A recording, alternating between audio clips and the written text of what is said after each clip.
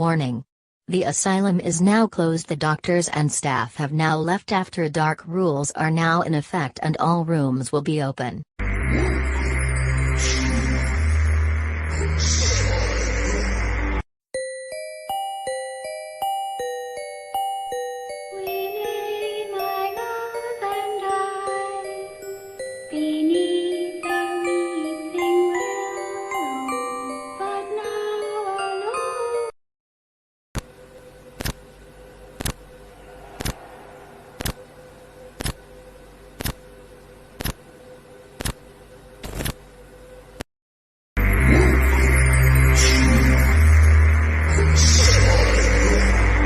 Warning. The asylum is now closed. The doctors and staff have now left. After dark rules are now in effect and all rooms will be open.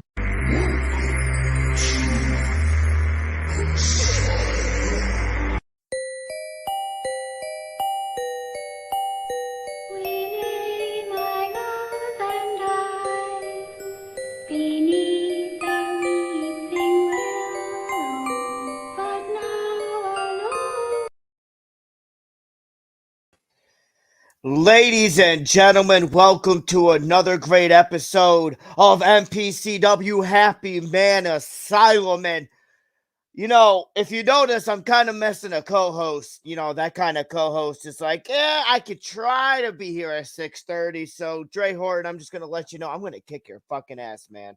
You are going to leave me hanging right here with all these crazy fucking patients. And we're going to start off with a fucking Royal Rumble. What kind of fucking bullshit is this? I am the fucking CEO of the Happy Man Asylum. I got Dominator running wild thinking that he's hot shit when he ain't nothing but a big pile of pig shit. So I sat back and I'm like, okay, who am I going to call? Who am I going to call? It's not going to be fucking Ghostbusters. So I called one of my sibling rivalry motherfuckers, a guy from ACW who runs that shit. Let's bring it on with Chris Mack. What up, Chris Mack? How are you, man? What up, Asylum? Yeah, absolutely, man. Absolutely. You know about all these crazy patients. I mean, with all the backstage bullshit we've discussed, between you and I, and know where the asylum started from. Am I right? Absolutely, man. Absolutely. I've been around this since day one, and it hasn't got any more... it hasn't got any saner, but it's got a whole lot more insane. Absolutely, my brother. Absolutely. And speaking of which, I just want to announce that, we split the patients into 4 wings, the north, east, west, and south. So I just want to announce that the east is leading with 2,153 points. Second place, ladies and gentlemen, is South Wing with 2,099 points. Third place is the North with 1,855. And last place, ladies and gentlemen, is the West, who thinks they're the best with 1,360 points. I don't know. I don't know, brother. I don't know either. This is great. Where the fuck is Dre? I don't know. This is I've bullshit, been driving man. all over, as you can see, looking for him. This is bullshit. And I can't find him. Yeah, this is bullshit. You don't even have the fucking notes. I don't. So here I am. I'm going to tell these motherfuckers about what happened at the Royal Rumble. What the fuck? Oh. Well, we all seen the Royal Rumble. It was on the Peacock Network. No, with fucking snakes. With snakes. Are you talking about the Rumble that matters? The Rumble that matters. I like that. Ladies and gentlemen, our first match of the night is a #1 contender for the Insomniac Championship, which means the winner will go on to face Austin Kruger, the Insomniac champion. And the people that are in this match is Blackheart, David Hill, Gunner, the Insatiable, Jack Evans, Crossdresser Michelle, J.D. Fokker, Casey Luchador, Irish Pitbull, the man Andy freaking Owens, and Jester White. Yeah. Those are the people. Who do you think's walking out winning this match? I mean, everyone has been showing out in this. And That only they one have, of these that people they is going to face Austin. I mean, if I had to put money on it right now, not that I'm putting money on it because I'm not Mammoth Mayhem, I do not have a gambling problem, but I'd have to put some money on Andy Owens. I think Andy Owens wants it more because he wants to get his hands on Austin Kruger more. I think so. But, you know, as the doctors and nurses are you know, bringing down all the patients inside this ring, and they're bringing all the fucking snakes that are surrounding it. We got rattlesnakes. We got poisonous. Like, I'm not a snake fetish type guy, so I don't know how many different types of snakes, but there's some weird fucking snakes in there. There's some weird thought snakes. I seen some cobras, some goddamn python. I thought I seen in the back on the way on earlier. I thought I seen outside the arena. I thought I seen an anaconda in a crate. That's very possible. That is very possible. But everyone, ladies and gentlemen, the Asylum siren sounds. The snake pit is dug up around the Asylum ring with snakes grabbing random fans and swallowing them whole. Some snakes shit out full human skeletons. Well, damn. What kind of fucking snakes are those, dude? What kind of fucking snakes are those? That's got to be those pythons and that anaconda that would just eat a human whole and just shit out the skeleton of it. So, with all that are participating, patients in the #1 contender match for the Asylum Insomniac Championship. I don't know why this writer put fucking Asylum, but Crossdresser Michelle and JD Fokker. But wait a minute, Crossdresser and JD Fokker, which I've heard are the people that started the Asylum virus. Which is why we're having an Asylum pandemic the next show. Like, come on. Not lockdown again. I can't do that. I'm going to lose my mind. I'll be in the fucking Asylum. ACW will be without a fucking leader. Oh, God. Why did I ever come here again? You know, this is a sign. Someone has a sign out there. Ladies and gentlemen, come to Happy Man Asylum at your own risk. That is for damn sure. That is for damn sure. You do make everyone sign a waiver before they enter the building, so I will give you that. Absolutely, absolutely. But ladies and gentlemen, they are staring at each other as the other competitors get out of the way. JD Fokker taunts Crossdresser Michelle. Crossdresser Michelle responds by making out with JD Fokker after JD Fokker smiles and then bear hugs Crossdresser Michelle with his face in his fucking tits. Yeah. I don't want to throw up my Taco Bell, guys, but oh my God, they are making out right now, man. They are making out. And so it looks like though Crossdresser Michelle has been eliminated already into the snake pit. It seems like garden snakes are going up his ass crack. And there's thousands of garden snakes. They're just creepy crawling motherfuckers. So JD Fokker blows a kiss at Crossdresser Michelle, taunting her. Crossdresser Michelle retaliates and shows her titties to JD Fokker. JD Fokker tries to not look, but almost turns to stone.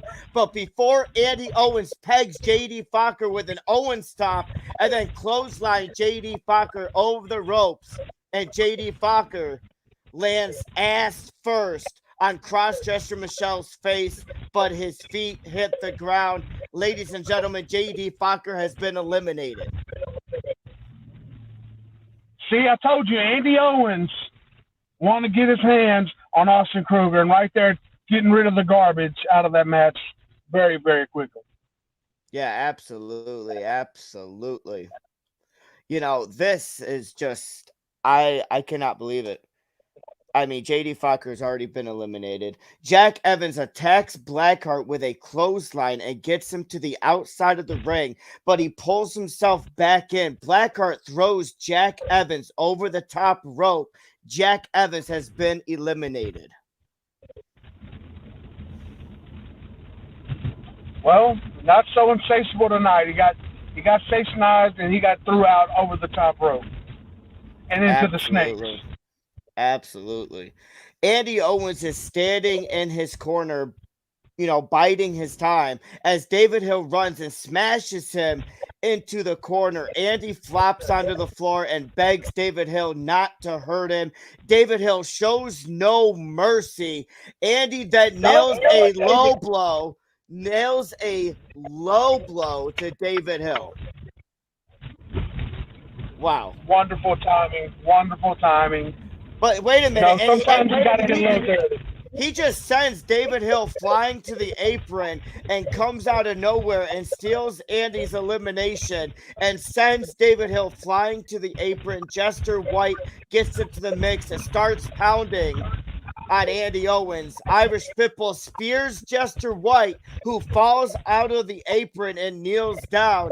Andy Owens goes to the top rope and nails an Owens stomp off the top rope, and Jester falls to the outside. Jester White has been eliminated. He's out of there. Jester White's out of there. I mean, Jester White. He haven't really in there. I don't know. But he's out of there.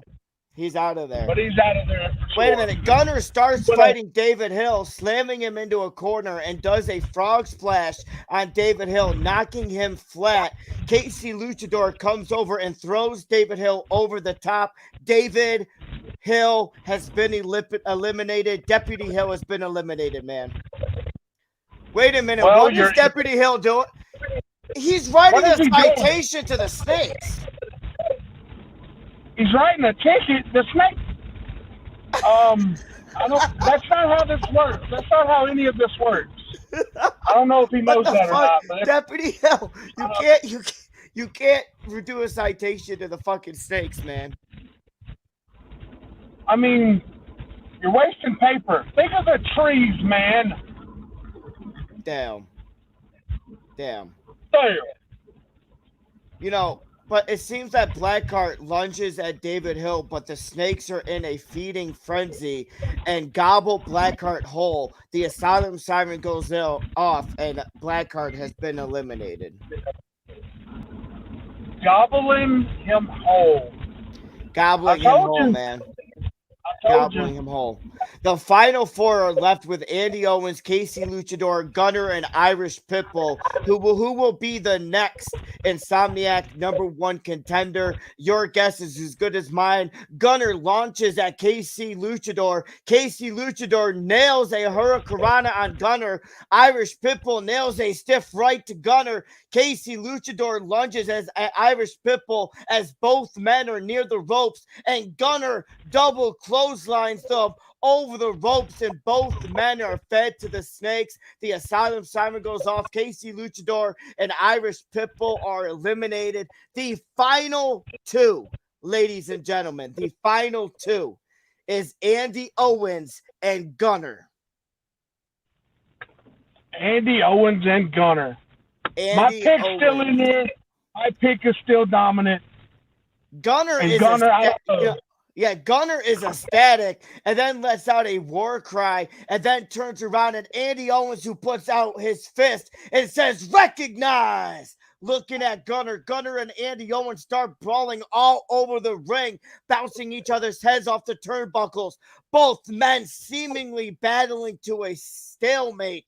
Gunner stares down at Andy Owens, ready to brawl. Andy Owens starts stomping on Gunner, takes no time to show he means business.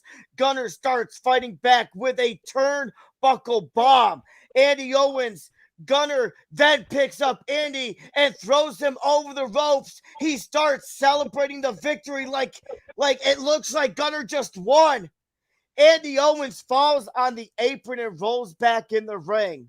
Oh, shit. Oh, shit. You can't celebrate. You can't. When Gunner turns around, he is met with a ripcord knee strike. Gunner is on all fours. Owens connects with the Owens stomp. Gunner rolls out towards the apron. Andy Owens shows how nimble he can be and delivers an Owens stomp from the top ropes on the hardest part of the ring, shattering his nose. The Snakes devour Gunner. ladies and gentlemen, and your new #1 contender for the Insomniac champion, none other than the man, Andy freaking Owens. I told you, you got to recognize. All right? Wow. And you can recognize I finally made it to the Asylum parking lot. I'm safe and sound now. Wow.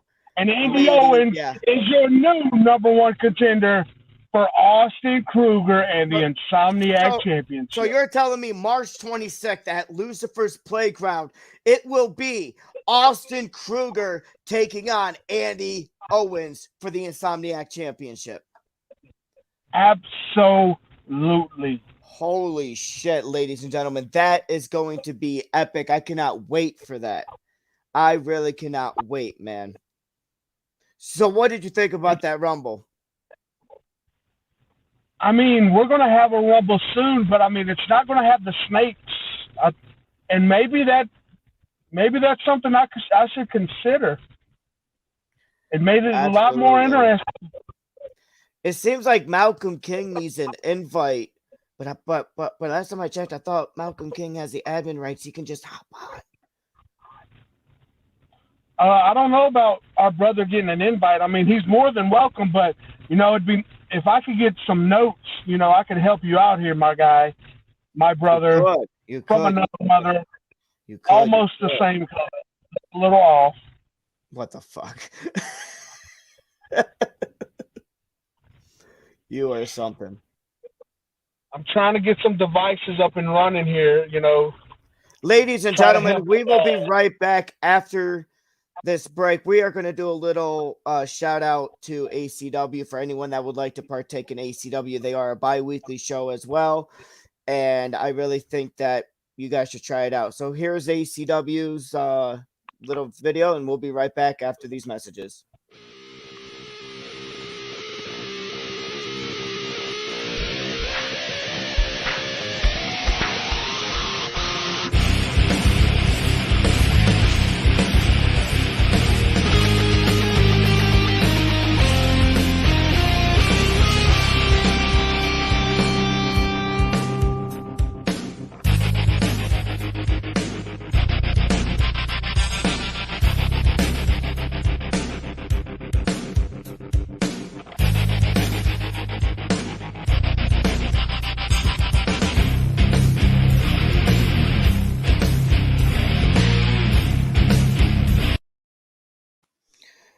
I am still getting you that paperwork, my brother.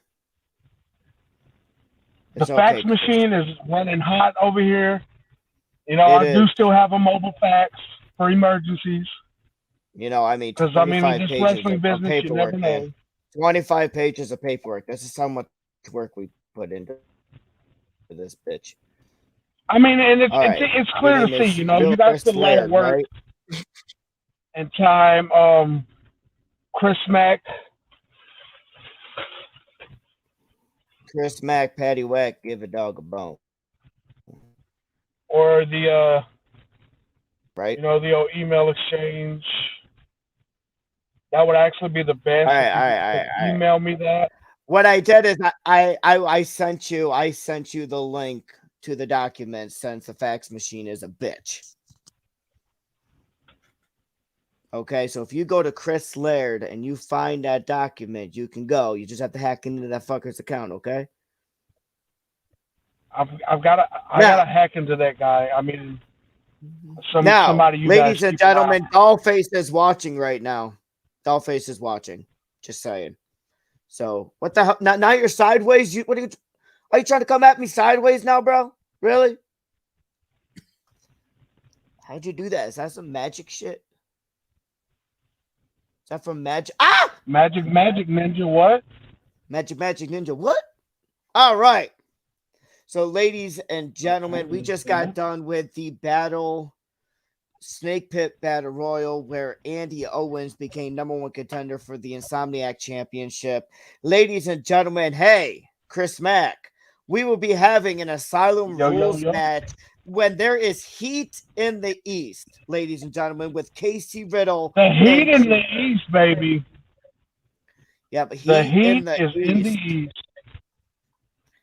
Absolutely, absolutely. But ladies and gentlemen, Casey Riddle is taking on Creeper. As the Asylum siren sounds, Casey Riddle and Creeper lock up in the middle of the ring. Creeper gets an eye rake. Casey Riddle comes back with an eye rake of his own. Both men point at each other and shake their heads. Casey Riddle, so in other words, they just wanted to poke each other's eyes out. They're like, here, Why not? right? I mean, if you Okay. can't see, you can't fight. That's right. If a son of a bitch can't see, he can't fight you. He can't punch you. He can't grab you. He's worried about why the hell can't he see? Absolutely, absolutely. But it seems, though, that Casey Riddle charges at Creeper and Creeper moves out of the way, sending Casey Riddle out of the ring, hitting his head on the steel barricade. Creeper then lunges at Casey Riddle, driving through the second ropes, nailing Casey Riddle with his back, going into the barricade first. So remember, ladies and gentlemen, this is a steel barricade, and Creeper is just going on all fucking cylinders, ladies and gentlemen. All fucking cylinders. It's amazing. I mean, he said he had a big Valentine's Day surprise for Casey Riddle.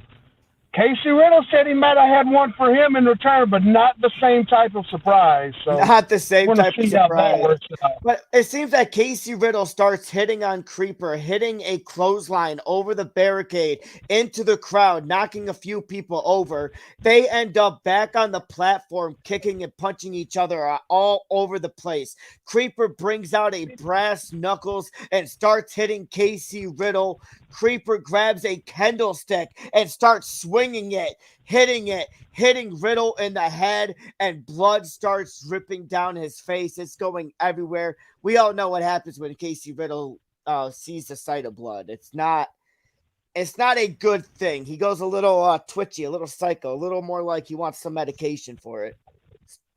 I mean, he starts twitching again like he did, when he'd go to Waffle House and he'd get that cutlery in his hand and he just, he start doing that clicking shit like Onions does. I can't do it, but, absolutely. the twitching Onions, eyes. Man. I'm going to do a shout out here early. I'm going to give it all to Onions and Bison. They have fucking killed it. Congratulations to you two. I really think you guys got the freaking story of the show. Honestly, you guys really killed it. Congratulations to Tony Sterling and Lee Jones. Thank you guys.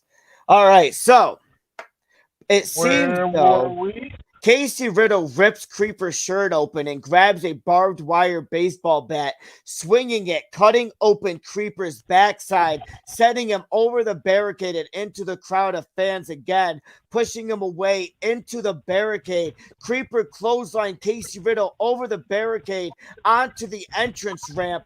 Canvas, Casey Riddle and Creeper both get to their feet and start brawling up the entrance ramp. They are going fucking crazy here, guys. They are brawling all over the arena at this point.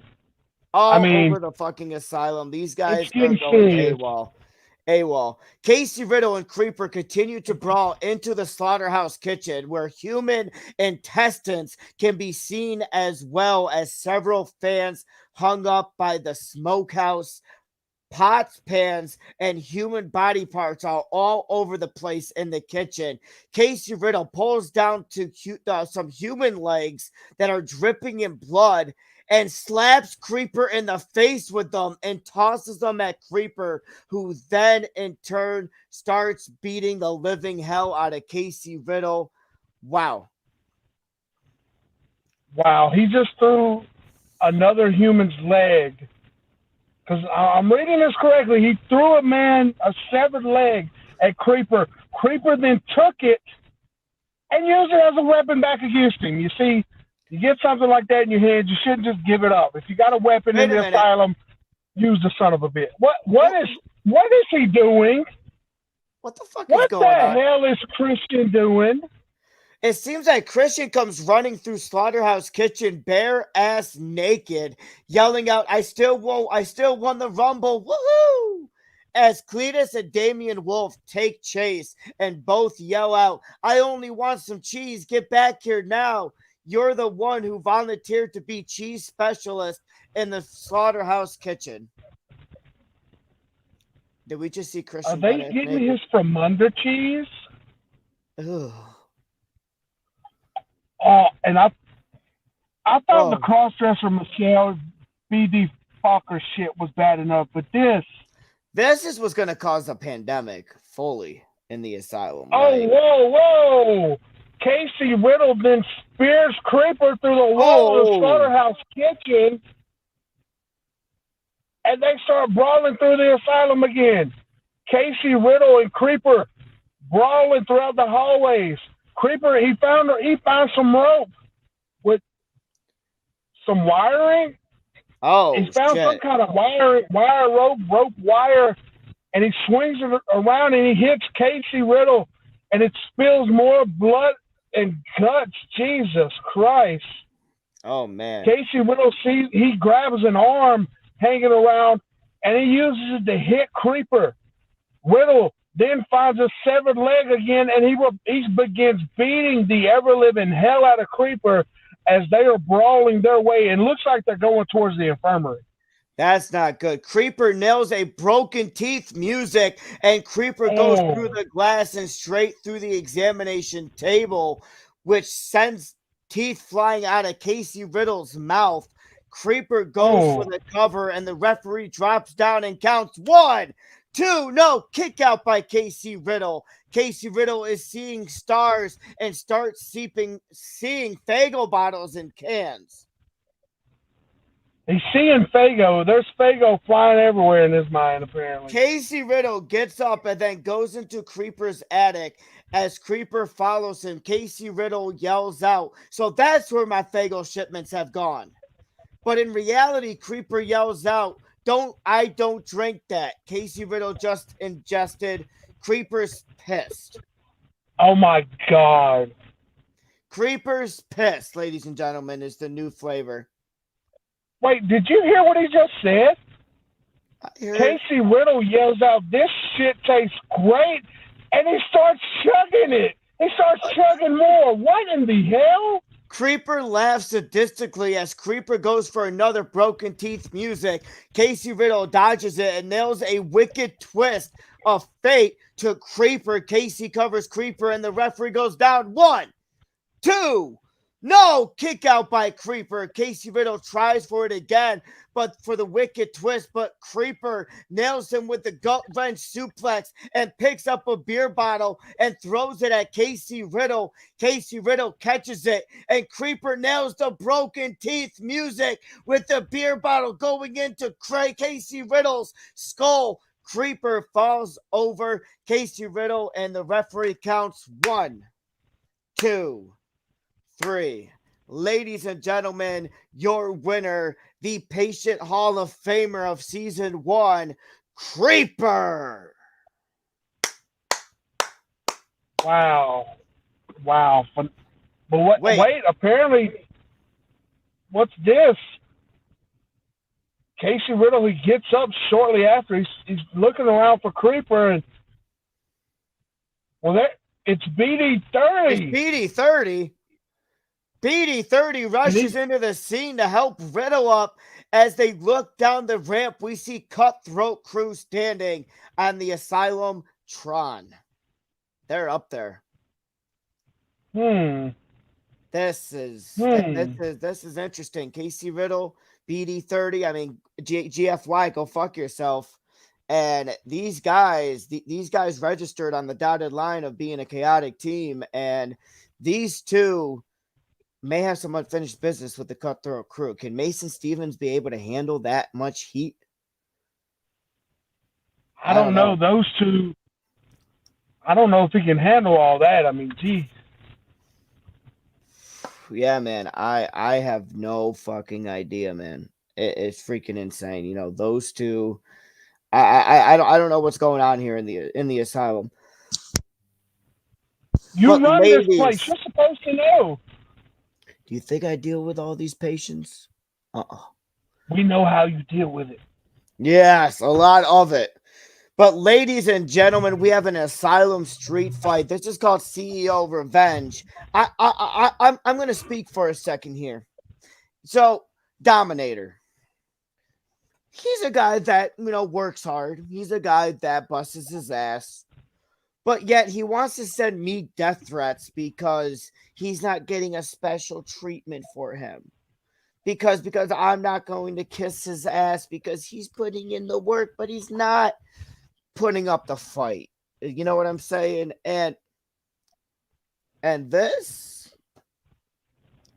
is I'm like, Dominator, you fucking suck. I hate you. You know, the thing is, Dominator, is you can go be phenomenal championship wrestling, you know, PCW, you know, because maybe Malcolm King needs your talent there. Because, you know, Dominator, you can't stand inside this Asylum walls. Can you survive? I don't think so. So, I'm like, hey, I'll put you up against Dark Princess, right? That'll work. That'll be put it. You'll get your ass handed to you, right? I guess we'll find out. So, Chris Mack, would you like to start, my brother? Dominator versus Dark Princess. Come on, man. I'll screw you too. Okay, here we go. Just a second. All right, Dark Princess comes out to the ring, and she's got the look of determination to remind everyone just how dangerous she is. She climbs into the ring and she begins pacing back and forth, and she's preparing for the Dominator to make his entrance.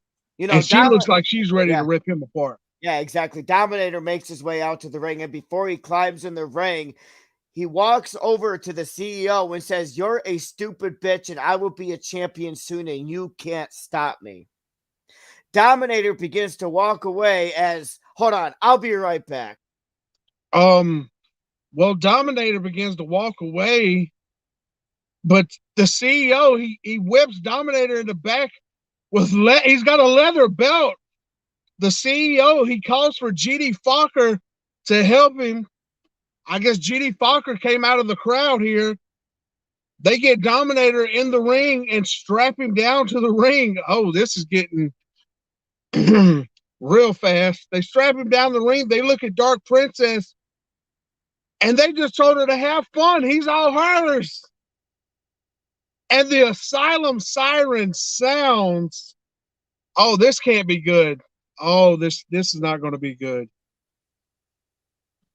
The CEO, you and your buddy GD Fokker, and I guess he ran back out through the crowd instead of coming helping you. Hey, you just strapped that guy down to the ring. Dominate. Okay, we all. I mean, hey, he called me a stupid bitch to think that he, you know, he thinks that he can win a championship. Okay, he ain't nothing. He's the weakest link. Goodbye. Well, good damnness.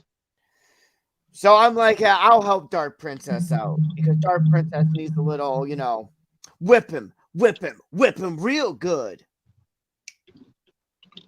Well, Dark Princess begins skipping and frolicking around Dominator as she stops and realizes she has on her spiked heel boots.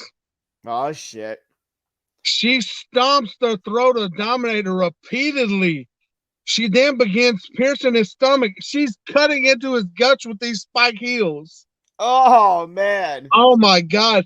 And she's laughing. Of course, she's enjoying it. She's a Dark Princess. She's loving it. She's loving this. She's like, I want to play kickball, and takes a few steps back and kicks him square in the crotch, baby. Well, I mean, usually we would have a hashtag for this, but he couldn't technically protect him because he was kind of strapped. Yeah, he was strapped real good. So Dominator has begun singing opera at this point, yelling, "That was my penis, bitch." She laughs and says, "Now you're less of a man because I'm dominating you." Oh, bang, bang, Dark Princess. Okay. Bang, bang indeed. All right. Oh. Wow. She did hit the leg drop on Dominator. Yeah. And she's climbing to the top. Dominator's trying to break free. He's been trying to break free the whole match, but it's too late. Dark Princess, she drops the elbow. She blows the kiss with her middle finger to the Dominator. And She lands drops the that elbow diving. Yeah. beautifully right on his chest. Damn. She covers. 1, 2, 3. It's academic at this point. Ladies and gentlemen, your winner. Yeah, The ladies Dark and gentlemen, Princess. your winner is the Dark Princess. This must be the easiest match. I mean, I didn't even need to go out there. If Dominator just kept his fucking mouth shut, then maybe, just maybe, I wouldn't have gone out there and did my damage. Maybe. I mean, I'm not one to go out there and be in the ring and stuff, but Dominator wants to fight with me. I'll put up my dukes. I'll put up my dukes. Put them up. And you want to know how I'll put up my dukes? I'll just align myself with the patients and have them protect my ass. I'm the CEO. It's all about the money, man. It's all about the money.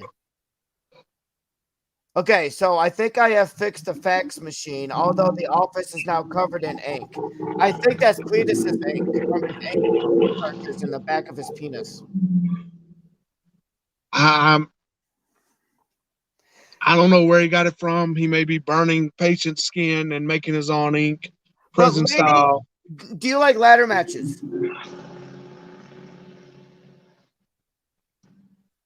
Do you like ladder matches? Wait a minute. I love a good ladder match. You know, that's what's coming out next. But wait a minute. The lights go out at oh God, no.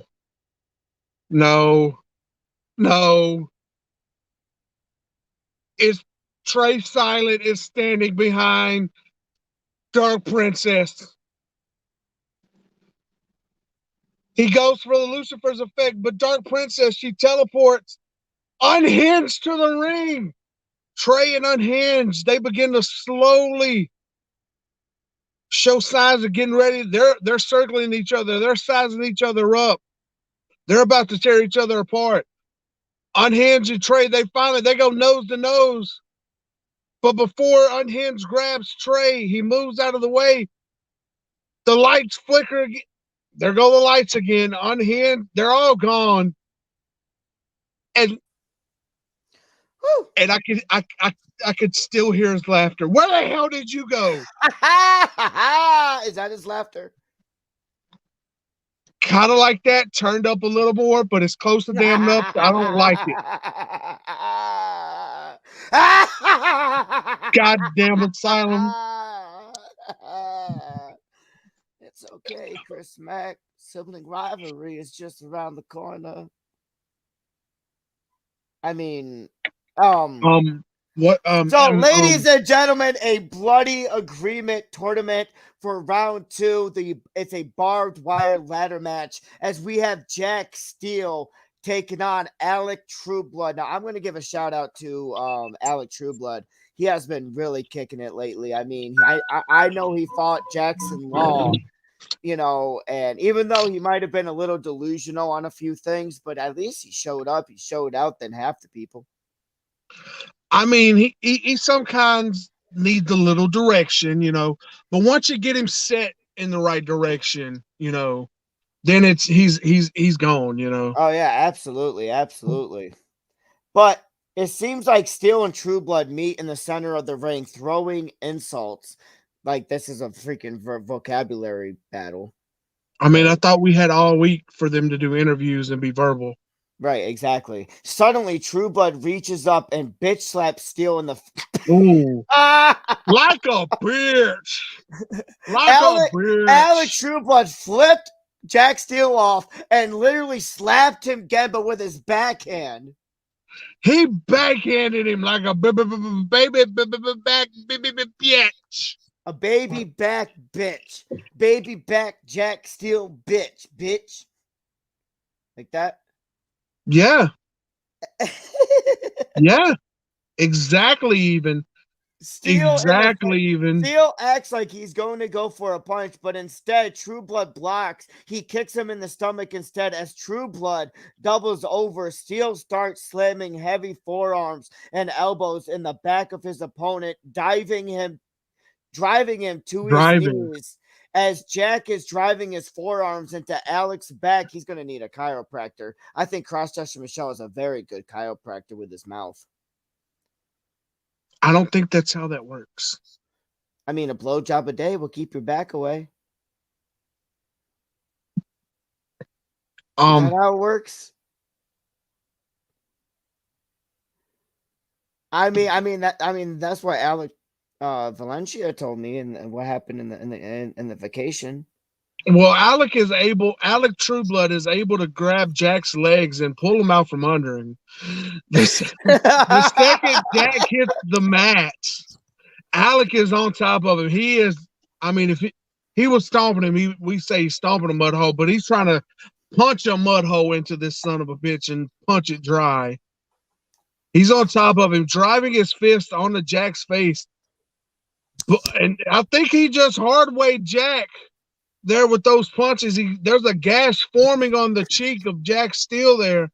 After a few minutes of Alec just beating on him, Alec gets to his feet and he drags Jack back up to his feet, and then suddenly Alec nails Jack with a vicious German suplex right into the corner.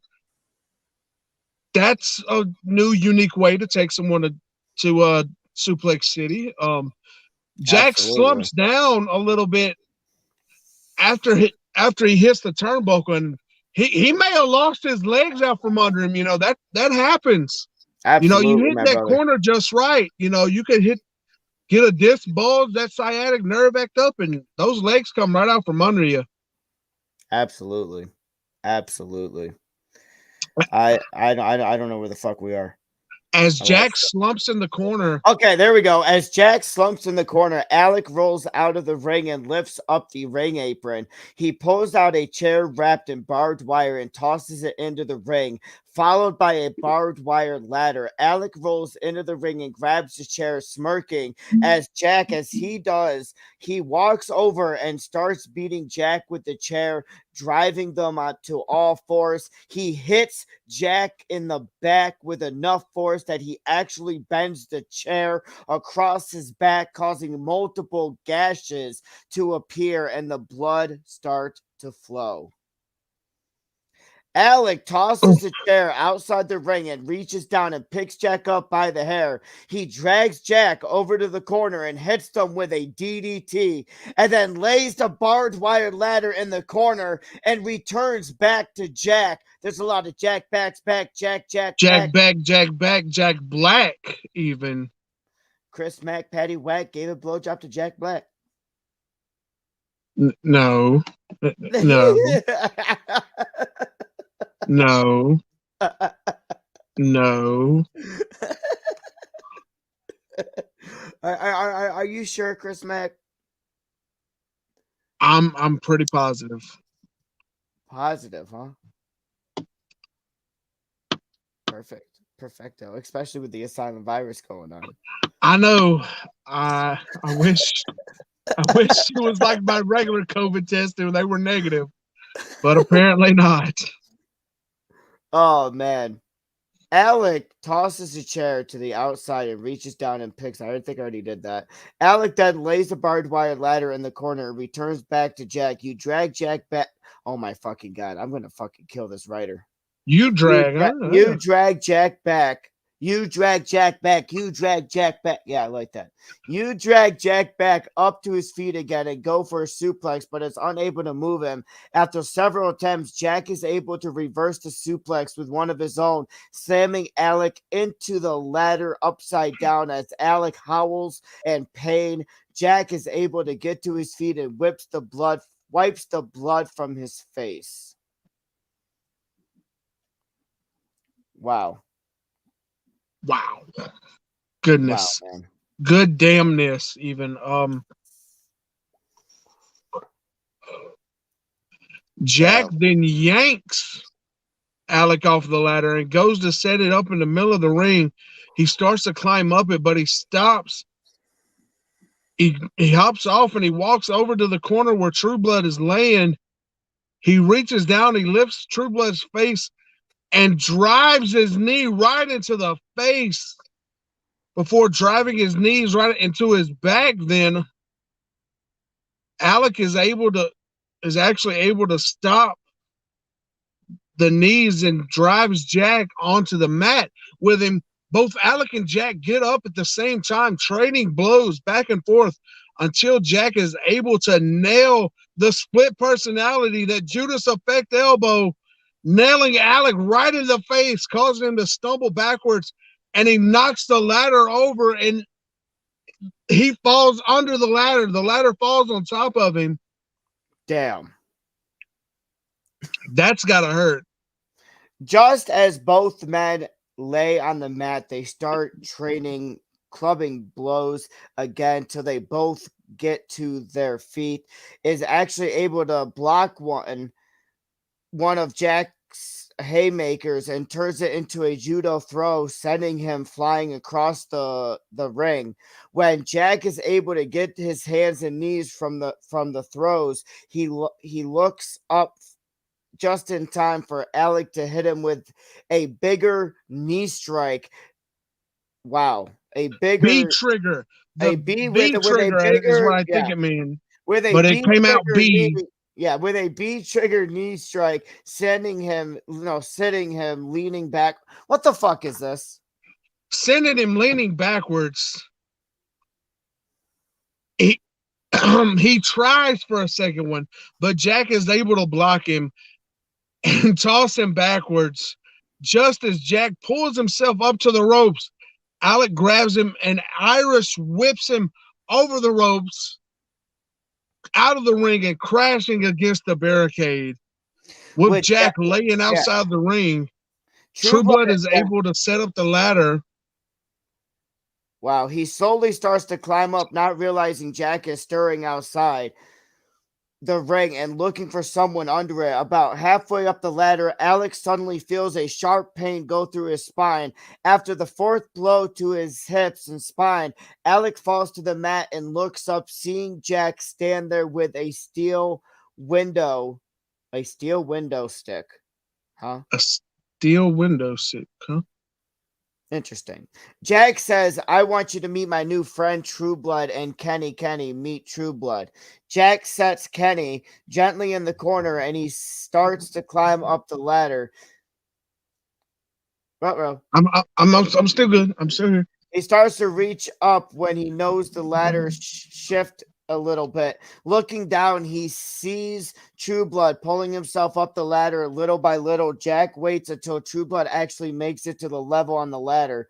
Just as both beings are standing both beings really are standing on top of the barbed wire ladder. Suddenly Steel reaches over and grabs True Blood's head and starts bouncing it off the top of the ladder. After repeated slams, True Blood finally falls off the ladder and lands on his feet. Just as Steel reaches up to grab the clipboard, Panther runs down from the What the hell?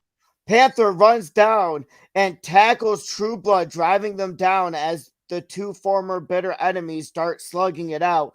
Steel is able to unclip the clipboard. Your winner and advancing is Jack Steel. Now, I'm very disappointed in Jack Steel. He should have beat Alex True Blood quick.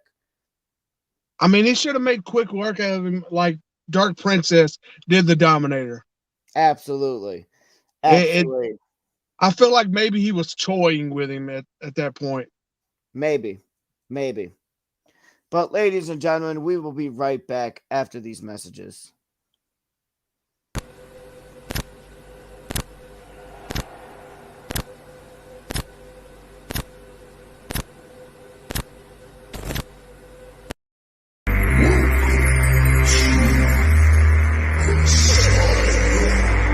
Warning. The asylum is now closed. The doctors and staff have now left after dark rules are now in effect and all rooms will be open. We,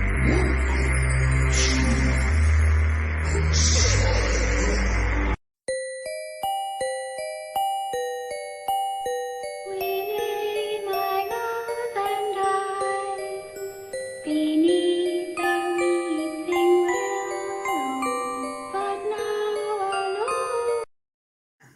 Ladies and gentlemen, I just got word. Chris Mack, I love you, bro.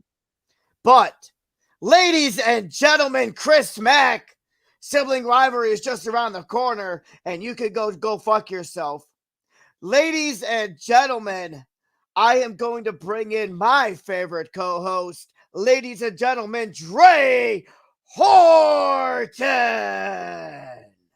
What's up, my brother? By the way, you are fined for $15,000.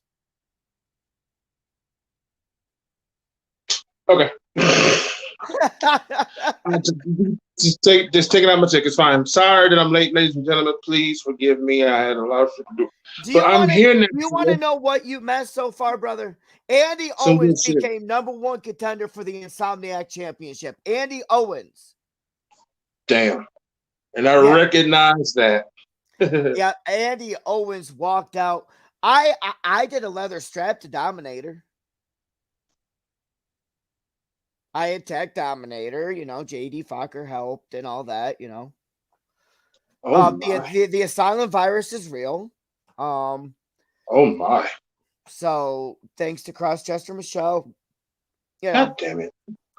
Yep. Jack Steele just beat Alec Trueblood and advancing to the next round. So that's pretty cool. I like that. Creeper beat Casey Riddle. Oh wow. I know that was actually a very blockbuster match right there. They went toe to toe, but Casey Riddle just couldn't do it. But Casey Riddle and BD30 locked up, and BD30 came out and helped Casey Riddle.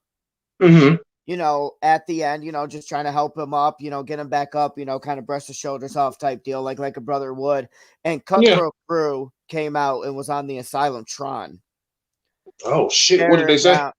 They didn't say anything. They just stared down right at BD30 and Casey Riddle. So, ladies and gentlemen, I'm going to announce it as the CEO. Next show, it will be GFY, BD30, and Casey Riddle taking on Nikki Hartman and Brackus of the Cutthroat Crew. You know that's going to be a good one right there, bro. That's going to be fucking epic. I cannot wait. But Dre, brother, you are coming into a phenomenal match, man. Leon Dredd taking on Crisis in an Asylum Rules match. Ooh. This is going to be epic. Now, do you have the document, my brother? Of course. So why don't you start it off, my brother? My jaw's been hurting. I love Chris Mack and all, But see, he was in his car, dude. He was in his car? He was in his car, man. Yeah, man. I love Chris Mack. It's just ACW is always on the road, At least I come to one place and we stay in one place. Right. This is the best place in the world. Absolutely. But anyways, Leon Dredd versus Crisis. Dre, my brother, started out. All right, ladies and gentlemen. So Crisis and Leon Dredd both make their way out to the ring. The entire Asylum is in silence. You can hear GD's Fokker's balls drop. Two dark entities walk up to one another as the siren sounds. Leon and Crisis aren't budging. Suddenly, Crisis strikes first when he hits Leon with a huge European uppercut that stuns Dredd, and Crisis follows up into the abyss. He goes for a cover, but Leon powers out before the count of one, and Crisis is dumbfounded. He grabs Leon up and throws him into the corner and does a stinger splash that connects a running bulldog. No, Leon reversed it into a backbreaker and a quick leg drop. Backbreaker, okay. In a quick leg drop, Leon goes in for a ground and a pound style. Leon has not let up as he's trying to weaken the body of Crisis. That's very hard to do. You just can't. He yanks Crisis by the hair. Hey, Leon, and throws him out of the ring. Leon is in pursuit. Leon can run? Apparently he can. Dude. Leon Dredd and first off, Crisis runs? Is that what we found out? I guess we just learned. These two giants are just chasing after each other, but it seems though that Crisis regained energy and was able to spear Leon into the ring post, then followed up with a big boot that cracked the back of Leon's head Ooh, hard. God damn. Leon laughs as he grabs Crisis by the balls and Irish whips him into the ring post. Why would you grab the god of the underworld's balls? I have no You idea. just don't do that. I don't even think Crisis was affected by it. No. He's just the god of the underworld. What the hell? I told everyone to fucking stop with the whole ball shit, and it still somehow gets in here. We don't protect the man. We don't protect the man. I've told the patients to stop grabbing each other's balls. Okay, it's too much PDA. It's just too much PDA. Okay, we have a silent virus going on here, and it seems like a lot of patients like to grab other people's testicles, and it needs to stop. So obviously people don't want to listen to me. It's okay. No. The ref is just letting these two men duke it out. Leon goes under the ring and grabs a steel chair that's got light tubes taped to it. Uh-oh. As he swings, it connects to the skull of Crisis. He rolls Crisis back into the ring. He pulls out 2 tables wrapped in barbed wire. He puts them in the ring and stacks them on top of one another. Uh-oh. Wow. What's going on, Dre? So Leon picks Crisis up and nails a side effect onto Crisis onto the top of the glass shards. ND goes for the pin. 1, 2, but no. Crisis kicks out at the last possible moment. Leon is pissed. He repeatedly headbutts Crisis, but Crisis moves out of the way somehow, and Leon just smacked his head against the chair. Oh, Crisis gets Dread up in the corner and they're supposed to stir him up. And stirs him up for a muscle buster, connects it all, and covers Dread. 1, 2, 3. No, Dread kicks out and blah blah blah blah blah. Dread kicks out Crisis, and the crowd is in total fucking shock.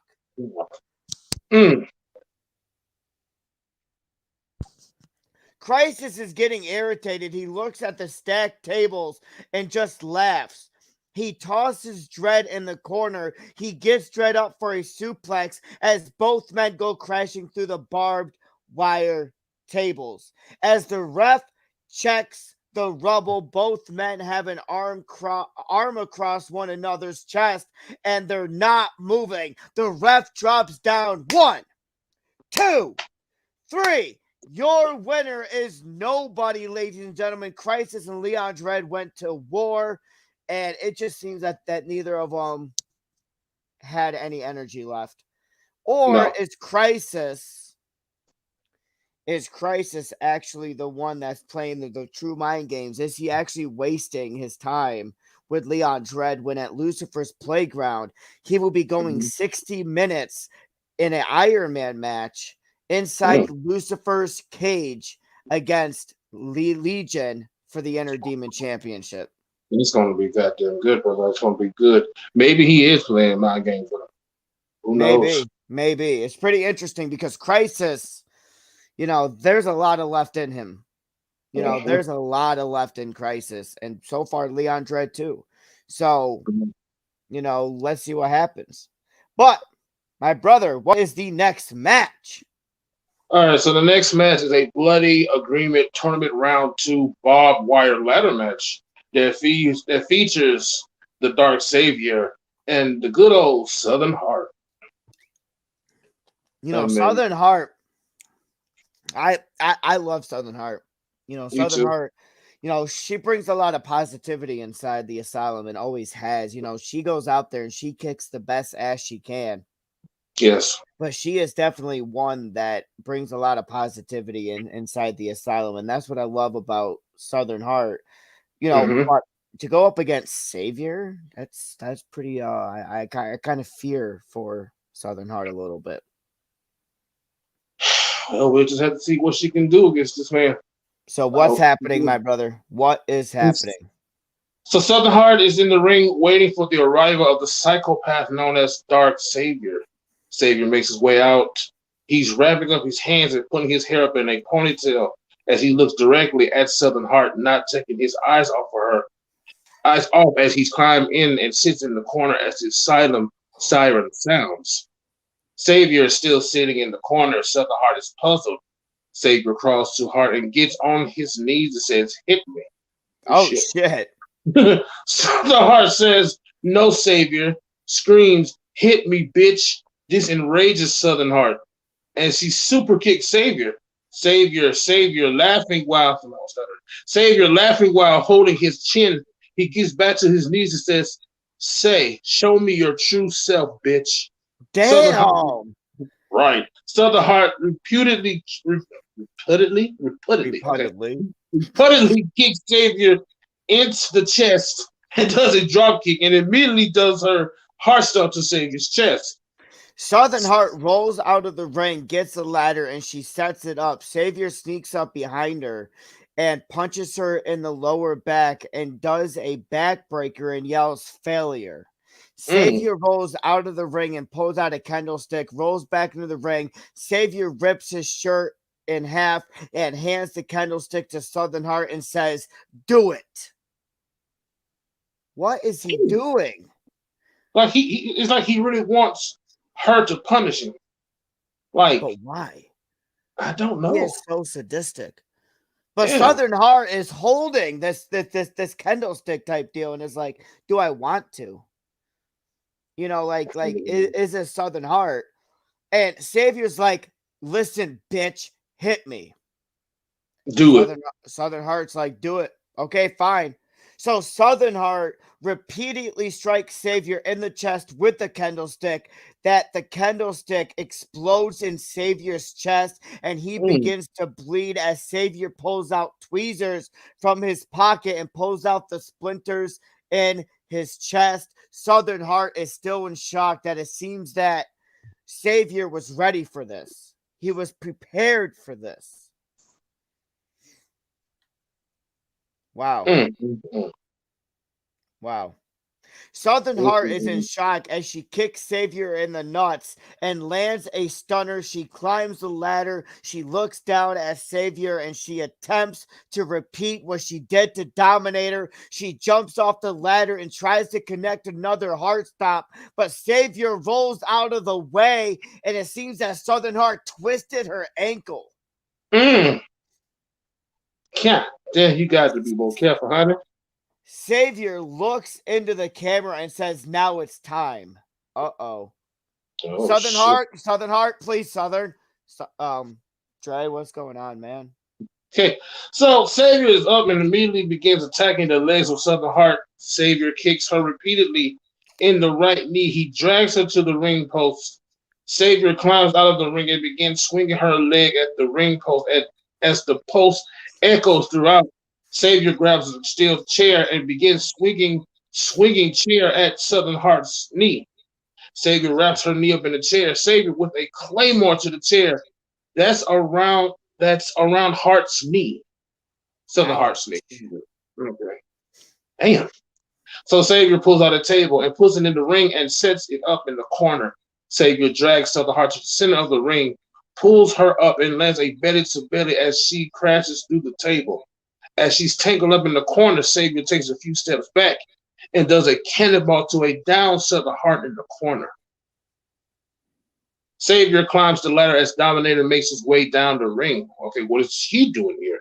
Makes his way down to the ring. Dominator, you piece of shit. He pulls Savior off the ladder and his savior with light tubes. Savior is bleeding profusely as Dominator just sits and watches. Southern Heart yells for Dominator to leave, but he doesn't listen as Southern Heart turns around. Savior nails her with a steel chair to the skull. Savior finds a shard of glass and cuts Southern Heart open from her forehead to her chest. Savior backs out of the ring and checks under it and finds a barbed wire wrapped sledgehammer. Savior back in the tingle swings. and nails Hart straight to the stomach. Dominator tries to get back in the ring, but Savior nails him with a sledgehammer, and he goes down. Savior backs up and begs for Southern Heart to get up. He nails Southern Heart with a long distance. Savior goes out of the ring again, pulls out another ladder, sets it up like a bridge from the barricade to the ring. Savior calls for the end as he picks Southern Heart up. Heart kicks Savior low and lands a heart punch and climbs the ladder, but the lights go out and come back on, and Southern Heart is face to face with Savior at the top of the ladder. Oh my God. Savior wraps his hands around her throat and does a double-handed choke slam as she falls through the ladder on the outside, and Savior pulls down the briefcase as the Asylum siren sounds. Ladies and gentlemen, Savior has advanced to the semifinals of the Bloody Agreement tournament. Now, let me remind you guys, this Bloody Agreement contract, if you win this, you can cash this in anytime, any place for the Asylum Championship. It is your moment to shine. Right. But hold on, there's a little more here, bro. What's going on, bro? So after Savior leaves, Dominator and Southern Heart are helping one another. He grabs a mic and asks her to join him to take down the Asylum and the CEO. What? Southern Heart, no. He demands an answer. Southern Heart grabs the mic and says, "You know what, Dominator, you're right." She kicks him low and lands a belly to belly on Dominator as she makes her way out of the ring. Damn. Southern Heart's like, nah. Thank you, Southern Heart. Team CEO, Southern Heart. Woo! Ladies and gentlemen, I can't believe that, man.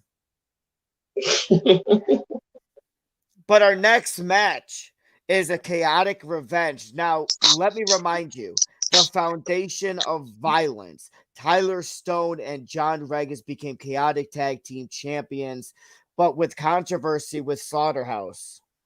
Right. Now, we have Tyler Stone, the chaotic tag team champion, taking on the chef of the Asylum, the chef and the owner of Slaughterhouse Kitchen, Cletus the Bum. Ooh. Cletus the Bum. So the Asylum siren sounds throughout the Asylum. Cletus is in a Slaughterhouse Kitchen when Tyler Stone busts down the door with a woodcutter axe. Oh, shit. Cletus yells out, "You ruined my door. I take your life, bro." Oh, shit. Damn. Damn. Wow. Okay. Cletus jumps over and smacks Tyler Stone with a frying pan, catching Tyler Stone off guard. Cletus then nails a double-arm DDT into the frying pan to Tyler Stone. Cletus yells out, "Looks like some bitch is going to be tenderized tonight." Damn. Okay, you know what, Trey? You continue, my brother. You're gonna be tenderized tonight, baby. Damn. So Tyler Stone gets up, picks up an arm laying around, and comes back and swings it, knocking Cletus' beer out of his hand. Oh, not shit. The Cletus beer. Oh, man. Damn it, Tyler, you wasted my beer. You're going to pay for that, boy. Cletus tries and grapples with Tyler Stone, but Cletus, being inebriated, misses him completely. Damn. Tyler lands a super kick on Cletus. Cletus landed some soapy water mixed with blood. Tyler tries to drown Cletus. Tyler yelling out, "Cletus, that smells like he's using sour stinky." He's trying to kill our chef. Cletus yells out, "No, my natural odor smells great." Cletus nails a Death Valley driver into a glass table, leaving what? Laceration marks and glass shards sticking out of Tyler Stone's back. Cletus then picks up Tyler Stone and then throws him through the wrecked Slaughterhouse Kitchen from the Creeper Casey Riddle match earlier. Cletus grabs his meat tenderizer and meat cleaver and pulls it on his utility jacket. Cletus and Tyler Stone, after brawling through the halls of the asylum, they make their way out to the asylum courtyard. Ooh, shit. What's happening, bro? So, Tyler Stone slamming Cletus into a workbench, knocking him over into a tombstone. Wow. Tyler Stone kicks Cletus' head, breaking the tombstone in half. Chris Mack! Hey, Chris Mack. Oh no. Welcome. I have returned. Brother Nero. All right, Drake, go ahead. Continue, my brother. So, Brother Nero. So Tyler Stone kicks Cletus' head, breaking the tombstone in half. Blood is gushing out of Cletus' head from the shot from Tyler Stone's boot. Cletus picks up a piece of tombstone, shoving Tyler Stone. Shoving Tyler Stone. They both fall 18th century. Well, what? Well, I don't know. When Cletus and Stone hit the bottom, they land in the old asylum infirmary. Infirmary. Wow, Don. Don, speak. In which they keep their asylum syringes and weapons and other medicines. Oh, don't tell Riddle that. Don't tell Riddle that. Shit, they spotted the fucking drawers, man. That's not cool. That's not fucking cool. That are needed for the patients. Cletus lands on Tyler Stone. Cletus pulls out his meat tenderizer and gets ready to smash Tyler Stone's head into the ground. But a figure grabs it from out of his hand and starts bashing Cletus' skull with the meat cleaver. Blood is seen pouring down the head of Cletus. Tyler Stone grabs the meat cleaver out of Cletus's utility jacket and sticks it in Cletus's shoulder. Cletus is screaming in agony. Tyler Stone yells out, "Shut the fuck up, Cletus. And this is why you're not the chaotic tag team champions. Me and Regazar, the foundation of violence, is served." The figure reveals himself as John freaking Reagans. John Reagans hands Tyler Stone the asylum syringe and sticks Cletus in the head with it. Ladies and gentlemen, your winner is the chaotic tag team champion, the foundation of violence, Tyler Stone. Good damnness. Wow. Are you ready to see more blood, though? Because John Reagans just had this little interference. But right now, he is about to face Damian Wolf in a thumbtack and glass shards match in another chaotic revenge. Can someone please tag Damian Wolf, please? Because he's going to love this, I really think. Someone tag Justin Parker, too, for John Reagans. Because this is amazing, guys. I love this. These two put on a good clinic. And I really think that John Reagans and Damian Wolf is going to be one hell of a match. Dre, who do you think's walking out? Is John Reagans, the chaotic tag team champion, going to walk out victorious against Damian Wolf? Or is Cletus going to find a way to get revenge? That is the question I need to ask you, Dre. I think Cletus is going to find a way to get revenge. And on top of that, I think Damian's going to win this one. Chris I Mack? believe he's going to win this one. I don't know. You can't count Cletus out. You can't. You know he's going to be after revenge is what I'm getting at here. Absolutely. These two are going to have their work cut out, definitely. Oh, absolutely. But it seems like both John and Damian meet in the center of the ring and they start slugging it out. Heavy forearms and fists are being traded between the two men. These two guys are going fucking at it toe to toe.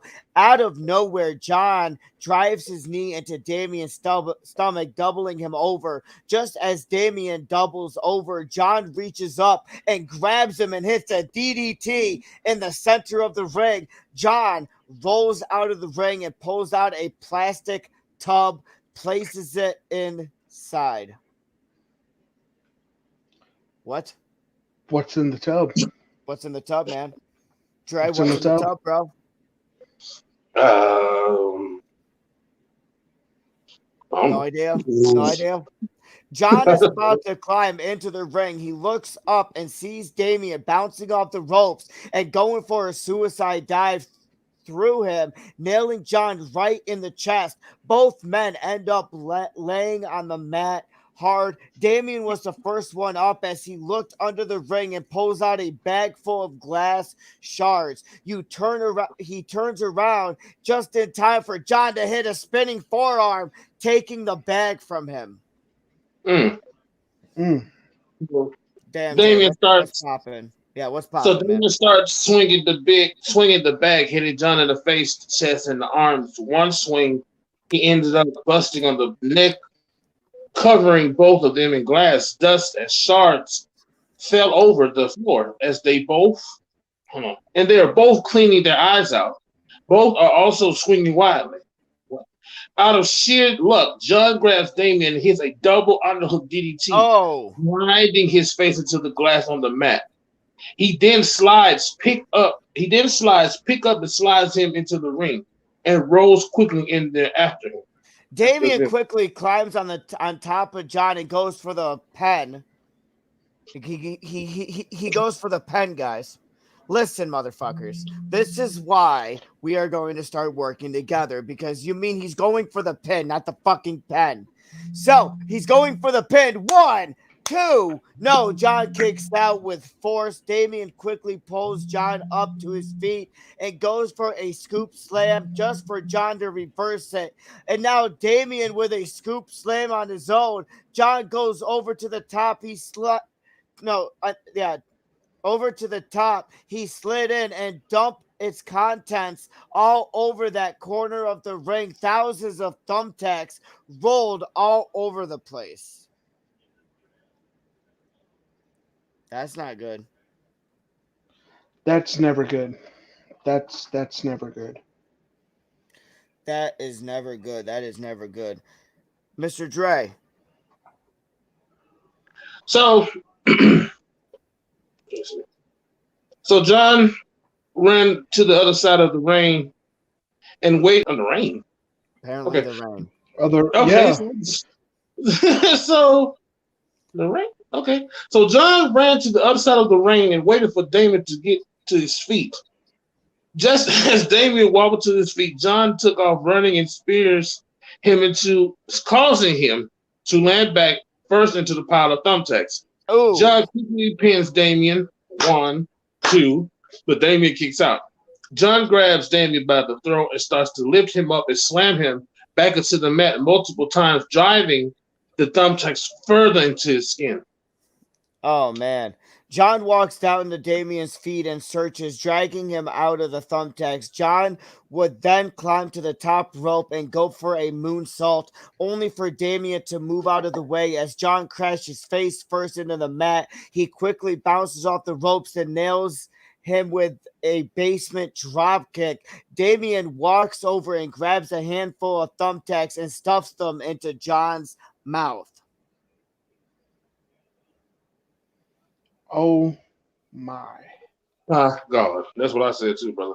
So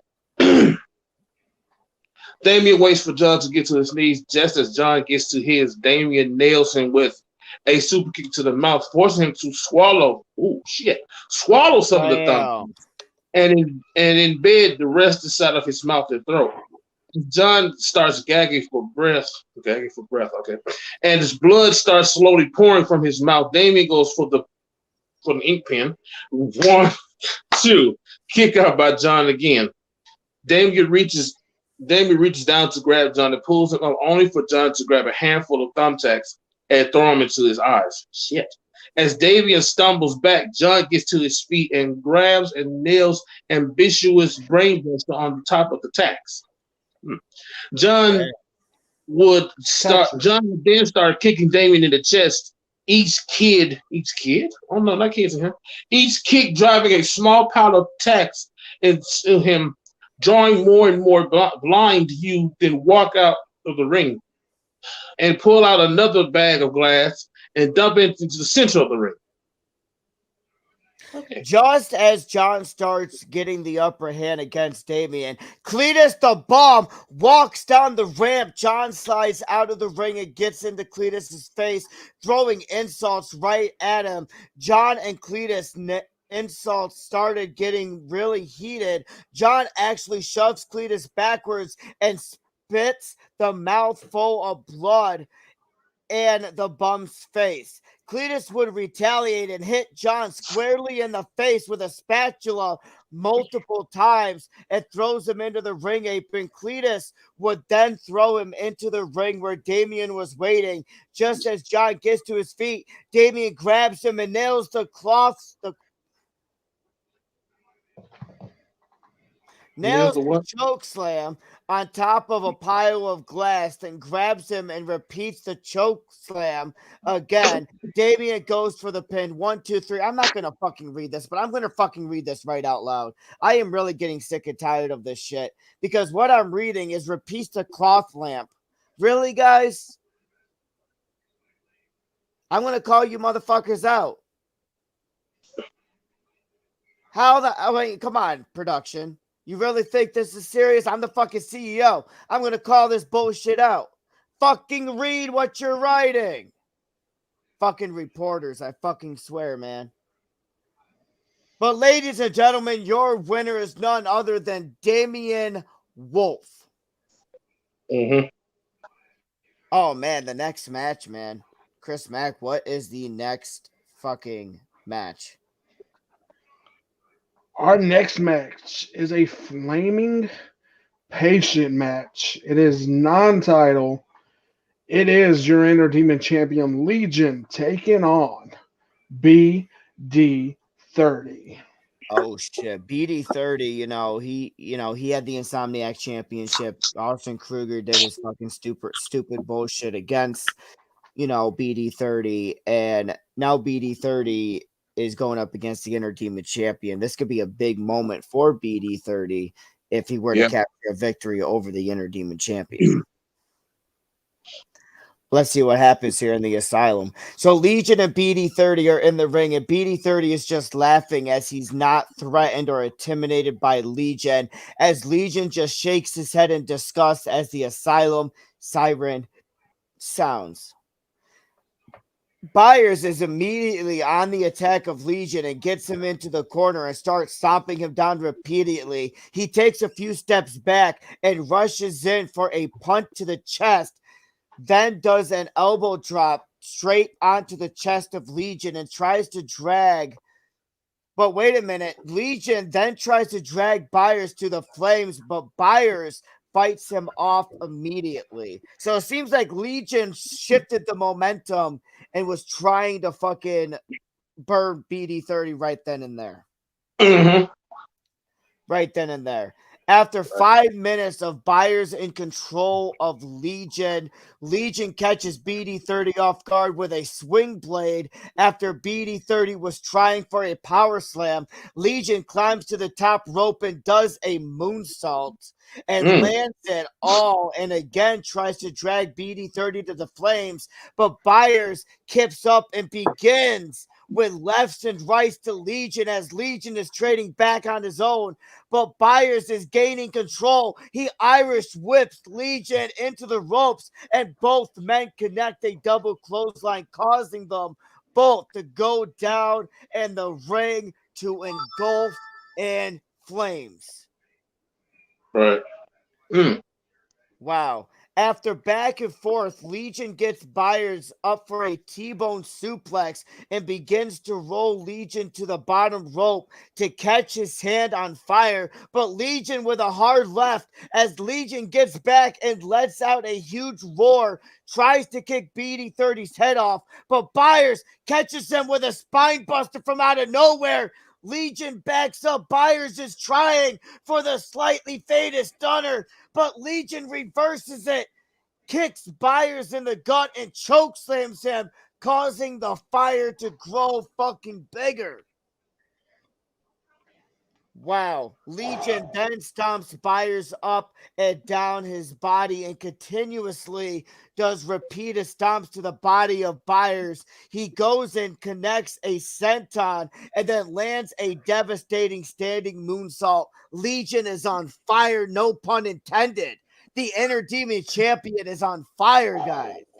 Yes, he is. This action is definitely heating up. Absolutely. What's happening, Dre? What the fuck is happening, my brother? So he Testify! So okay. So he picks BD up, but BD with a ray to the eyes, he hits the slightly faded stunner. What? And Legion is down. Byers picks up Legion, and Gorilla presses him to send Legion out and crashes through the announcer table. BD30 is feeling it. He leaps over the flame until Legion. Both men are out for a few minutes. As both men are starting to come to their senses, as they are trying to find a way to either finish the fight on the outside or get back in the ring. They both shrug and begin swinging steel chairs at one another. Legion was able to get the steel chair out of the hands of BD30, but BD30 kicked Legion in his weed nuggets.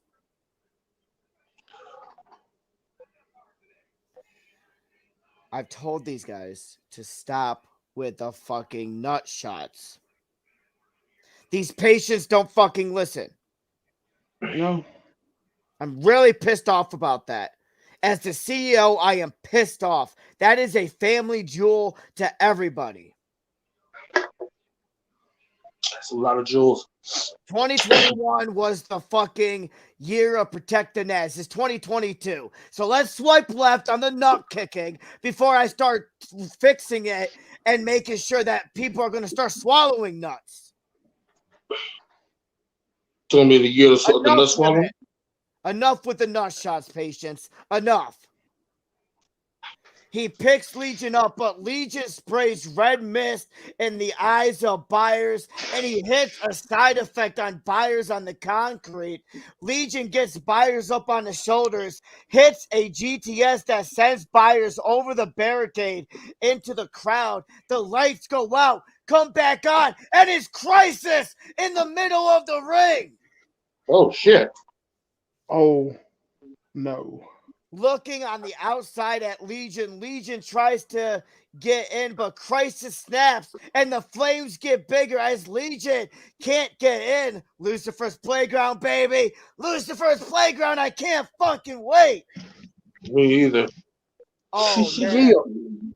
Crisis tells Legion to turn around. The Bong Daddy smacks Legion with his pipe, hits the slightly faded stunner, and Legion stumbles and lands his left arm on fire as he is fully engulfed as the Asylum siren sounds. Ladies and gentlemen, BD30 is the victory.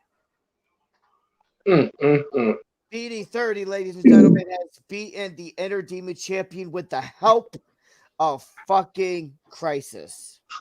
Wow. Now, Crisis has some unfinished business to do with Legion, and we already know that match is going to be fucking epic. It's going to be epic. Absolutely. I cannot fucking wait, man. Wow. But ladies and gentlemen, we have a PCW showcase match as we have the PCW Infinity Champion Jackson Law taking on a Cutthroat Crew member, Brackus. Dre, why don't you start off this match, my brother? So both competitors are in the ring, seemingly having a stare down before the Asylum siren sounds. As these men waste no time in locking up, we see Jackson get the upper hand with a quick knee strike, followed up by a double arm DDT. Jackson look at Brackus as shakes his head before backing up and waiting for Brackus to get up. The minute Brackus gets up, Jackson takes off full speed, going for a clothesline, only for a Brackus to duck, sending Jackson bouncing off the ropes and directed into a spinning clothesline for Brackus. Brackus drags Jackson up and begins delivering Brackus' lives. Fear, or is this the fear of punches? Seemingly knocking Jackson out.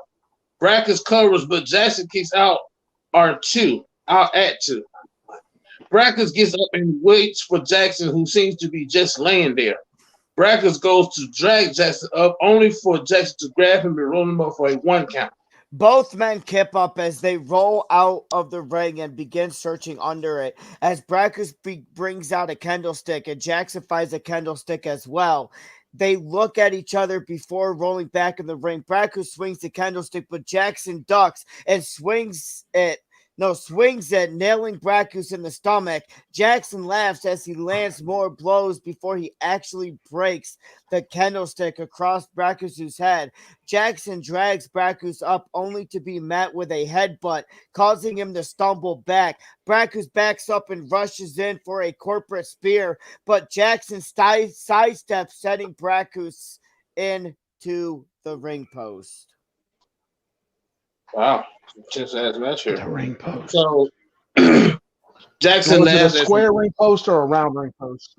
It's a triangle. Ooh, that hurts even more. So Jackson laughs as he grabs Brackus and performs a beautiful German suplex, planting Brackus, but Jackson doesn't stop.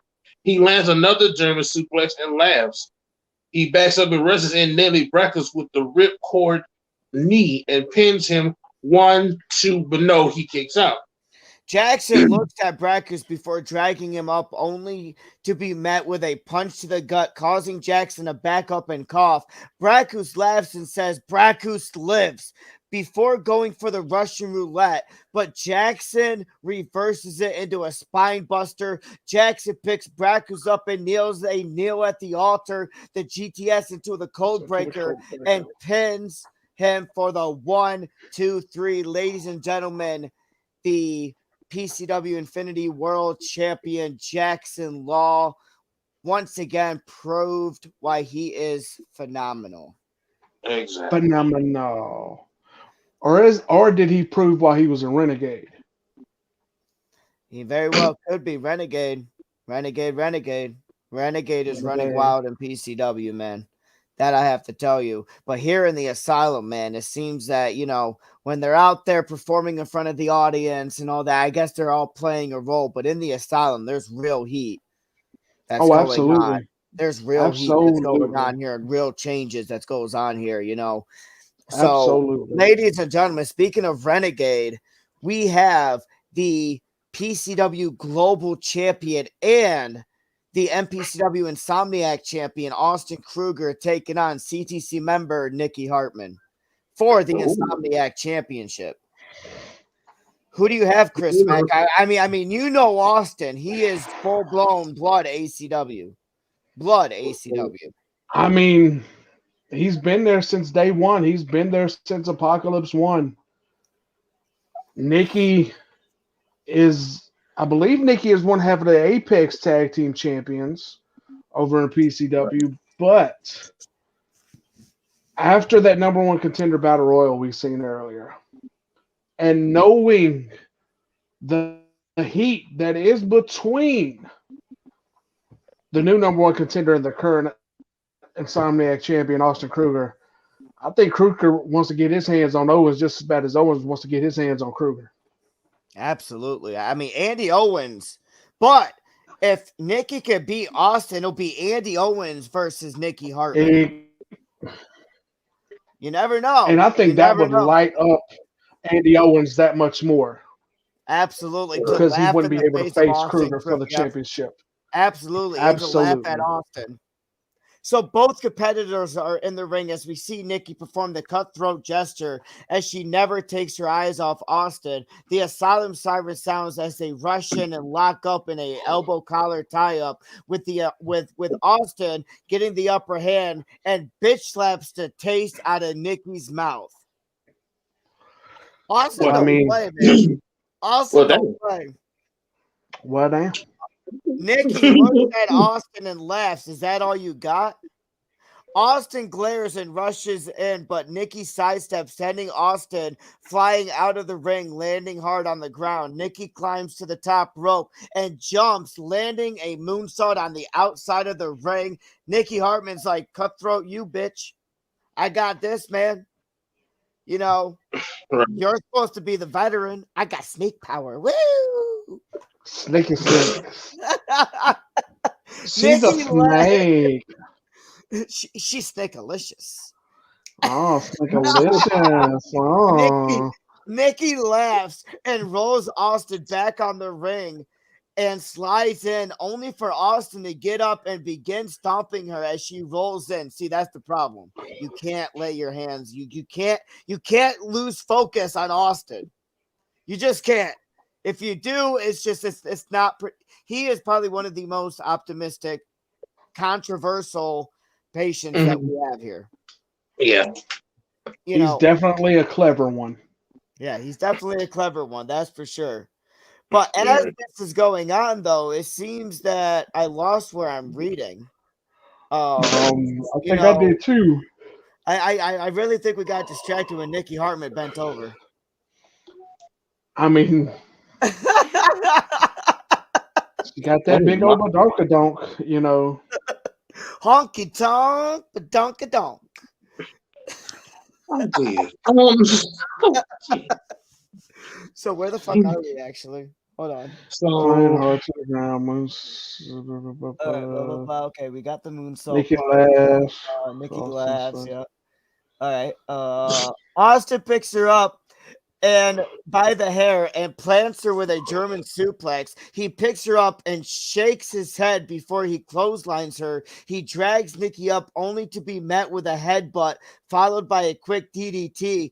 Nikki backs up and waits for Austin to get up before she rushes in and nails a spear. She laughs and goes and climbs the top rope and goes for another moonsault, but Austin gets his knees up, sending Nikki crashing to the mat, holding her stomach.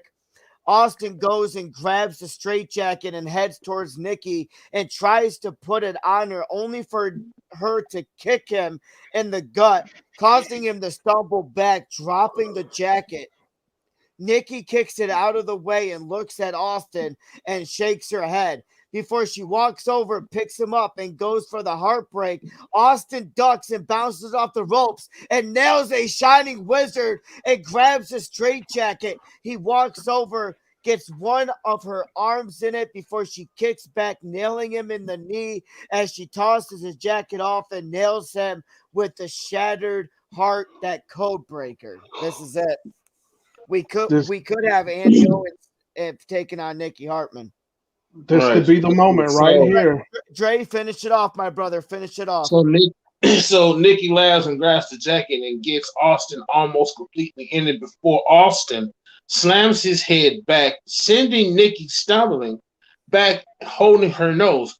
Austin gets the jacket off and looks at Nikki before he climbs to the top rope, nailing off a moonsault. He picks up Nikki, nails a Kruger cutter, grabs the jacket, put it on her, locking it in place.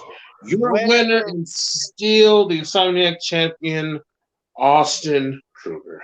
Austin Kruger capitalizing a moment.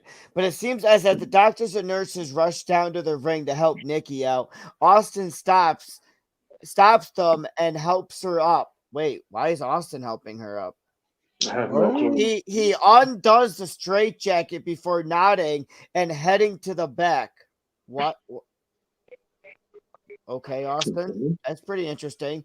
He stands on the top of the ramp as Andy Owens walks out, and it seems that Andy Owens and Austin Kruger are having this huge stare down. Do you feel that? Do you feel that energy between these two?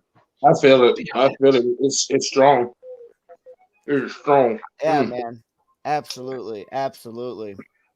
But ladies and gentlemen, someone tag Tony Sterling and Lee Jones, because ladies and gentlemen, we are going to the abusement park with Onions and Iron Bison. That's gonna be fun. That I cannot fucking wait. This is going to be one epic match. I am super duper extraordinarily excited. You know, guys, who do you think's walking out? This is a tough choice. I'll take the owner, Onions, for the win. I mean, What about you? Onions does have home field advantage here, but I don't know. I think maybe the Iron Bison can pull it out.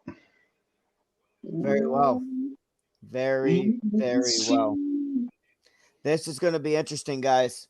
As Iron Bison and Onions are seen looking for each other inside the amusement park, we see many amusement park rides, such as the Onions Express, which is this awesome roller coaster, 50 Shades of Onions, Mirror Room. Oh my God, 50 Shades of Onions? Oh God. Oh God, the images! Oh my God. We don't want 50 Shades of Onions. No. Only no. 2 Shades of Onions. My eyes. What's the matter? What you got against the Stinky Pinky? That's the problem. No. You said it. You said it yourself. Exactly, man. Iron Bison and Onion square up and pulls out brass knuckles out of their pants and then start beating the shit out of each other, leaving blood gashes and little bits of skin being ripped off of one another. These two are going fucking mayhem. These guys are, I don't know, man. These guys are fucking epic. Bison and Onions battle it out to the sides. To the slides. Wow, Don, read. To the slides, Onions punches Iron Bison right in the eye with the brass knucks. As they make their way to the top of the slides, they both continue to brawl on the top of the slide until Onions pulls out a raw onion and shoves it in the eyes of Iron Bison, just rubbing the raw onion into the eyes, all that juice. Gliding into the eyes of Iron fucking Bison. Damn. Onions just pushes Iron Bison down the slide. Onions begins to laugh, and as his teeth begin to chatter, oh, that sound. The clicking. The clicking sound. The clicking. As he nails a diving elbow off the top of the slide, Onions goes for a quick cover. 1, 2, no, kick out by Iron Bison. Iron Bison pushes Onions onto the merry-go-round and spins it out of control. They spin out of control and they both are feeling fucking dizzy. The horses are going in the opposite directions. They start slamming each other into the horses. The merry-go-round starts to slow down as they are both wobbling. And when the merry-go-round starts again, both men end up on the horse as they are going into opposite sides of each other. Oh, damn. That's a hell of a ride. They are hell of a ride. Every time they meet around, they nail and try to swing at each other. Bison nails a clothesline, setting Onions into the dirty hard. Into the what? Is that shit? Is that a dirty hard, huh?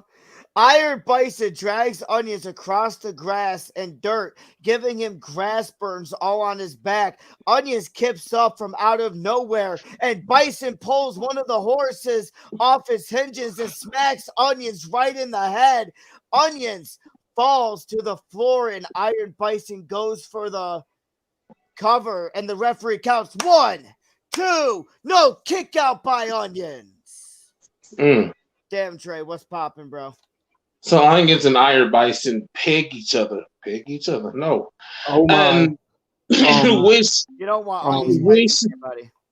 That's kind of nasty. They peg each other and wish trash cans to slam each other through cotton candy machines. Iron Bison and Onions shove hot dogs down each other's throat, choking each of almost, I'll lose my touch, choking each other almost out. Both men painfully swallowed the hot dog whole. Iron Bison and Onions battle till they get on the carousel.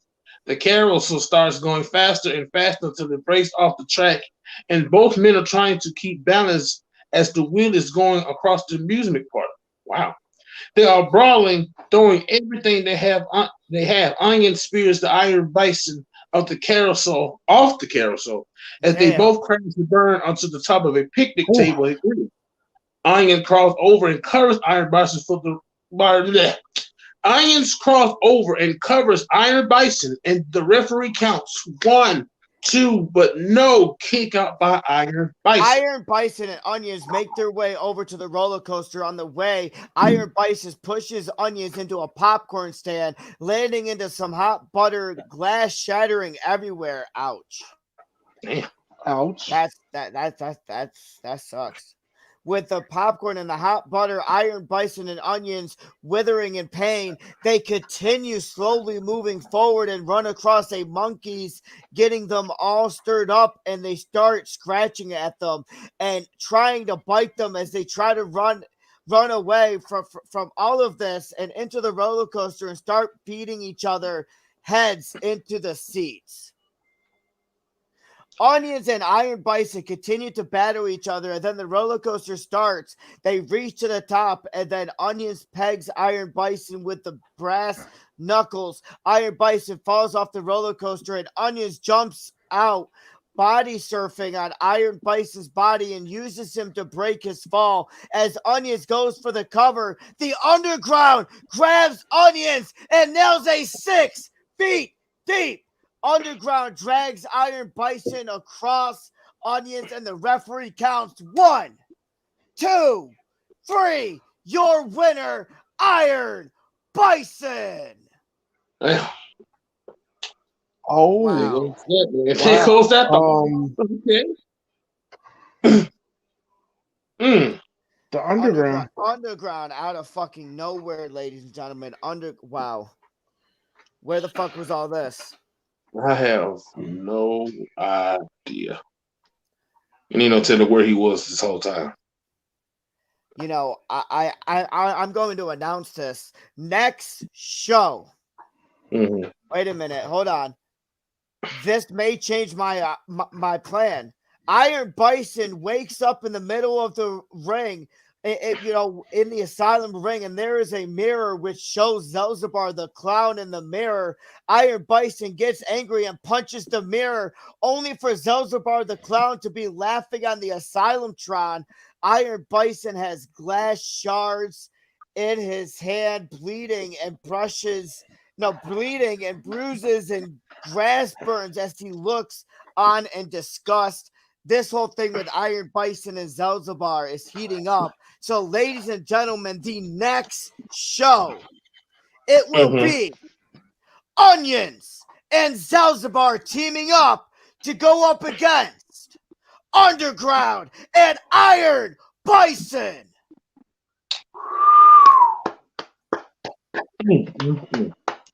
That's gonna be good. Woo! It's gonna be wow. Good. Wow, what a match. Wow, guys, we are at the co-main event. Are we ready, guys? Co-main event. I'm ready, brother. We have I'm ready. a number one contender for the Bloodbath Championship in a padded cell match where we have the special referee, the Bloodbath champion herself, Sabrina the Psychotic, as she is refereeing this match between Mason Stevens, the Cutthroat Crew leader, and the Living Dead girl, Zeffie Blake. Oh, hell. Dre's all like, yeah, no. Not happening. You could have said somebody else, but you said Zeffie Blake and then Mason Stevens. You know, by the way, while we're all here, I just want to say something real quick. Why not finish the last two matches with one of my biggest brothers? Sorry, Beck, you're not my brother. With one of my brothers back there. And it seems that he is Malcolm King. Malcolm. Oh wait, I should bring him in first. Hold on. Yeah, you should Yeah. probably. Malcolm Bring him King, ladies and gentlemen. Hey! So we have ACW Yeah. Chris Mack, PCW Malcolm King, and my co-host Dre Horton. And sibling rivalry is 2 months away. It's coming. I don't know. I just work here. No, just We're all work here. brothers, Oh, we have to figure out a poster because we had for sibling rivalry, we had, Malcolm King and I's back to back with our wings, the whole angel and all that stuff. What the fuck are you? Chris Mack, what the fuck are you? Are you supposed to be like, on a little stool, being like, I'm here? I mean, no, I'm not like Daniel Bryan. I'm not just. Oh, I'm here. I'm in the match now too. No, we'll figure something out. We'll get with graphics or somebody, and we'll figure something out. You and your business tactics, freaking mainstream. Maybe I'm some demon or something. I don't know. Chris Mack, the last time. Okay, have you killed somebody? I actually get treated like Spike Dudley, so it's probably not that. It's okay. I'm Bubba Dudley. Yeah, I mean, genetically speaking, it has to happen that way. I guess. I hate to treat like Spike. So, ladies and gentlemen, this bloodbath #1 contendership between Zeffy Blake and Mason Stevens. Dre, who do you think's walking out? Zeffy. Chris, who do you think's walking out? I've been watching this all week. It's Zeffy. I mean, Mason got too close to her one time this week. Mason turned into a Masonsicle. Exactly, and that's why she's my pick. That's why she's my pick. She already got the advantage on her. Malcolm King, brother, who we have, Zeffy or Mason? I think we are walking out because we're not involved in this match with Zeffy Blake. That's the damn best. He is very, very true. He is very, very right. True. Very, very true. Facts right there. Dre, why don't you start it off, my brother? Sure, I'll start off his funeral. Okay, cool. So both competitors are being brought into the padded cell and dumped inside as we see Sabrina sitting on the bed watching everything that happens. That's not scary at all. Right. The competitors wake up and look around before getting to their feet and looking around the asylum and looking around as the asylum siren sounds. As Mason looks over and sees Zeffy and shaking his head, saying, "No, thank you," before getting toward the door. Mason just realized his life is fucked. When that asylum siren went off, he looked straight in the eyes of Zeffy and he's like, "Let me out of here. No, I'm done. I'm done. No. I can't deal with this already. No. It's over. No. Poor Mason. So Mason makes it to the door and grabs the handle only for Sabrina to grab his arm and shake her head. Oh shit, he's through. Listen, most men would be excited to wake up in a room with two women. Yeah. Most men would. Most. Yeah, most. But the thing is, I don't think they're getting what the heck, shmoo. Snoo? No snoo. Snoo. No snoo. Not at all. No snoo here. Nope. He's finna get treated like boo boo. That's what he's finna get. Yes, indeed. Oh man. Anyways, guys, Dre, carry on. So as soon as Mason backs up, Zeffy nails him. See, there we go right there. Nails him with a forearm from behind, sending him face first into the door. Man. Mason turns around and glares before rushing in at Zeffy and kicks her right in the stomach before planting her with a DDT straight into the padded floor. Mason looks at her, then Sabrina, before he picks up Zeffy and stares into her eyes before dropping her and backing up as Zeffy begins laughing. Well, we all know Zeffy's a psycho, okay? Like, Zeffy is freaking psychotic. Statement of the year. she is the living dead girl. I mean, we all thought she Of the fucking century, died even.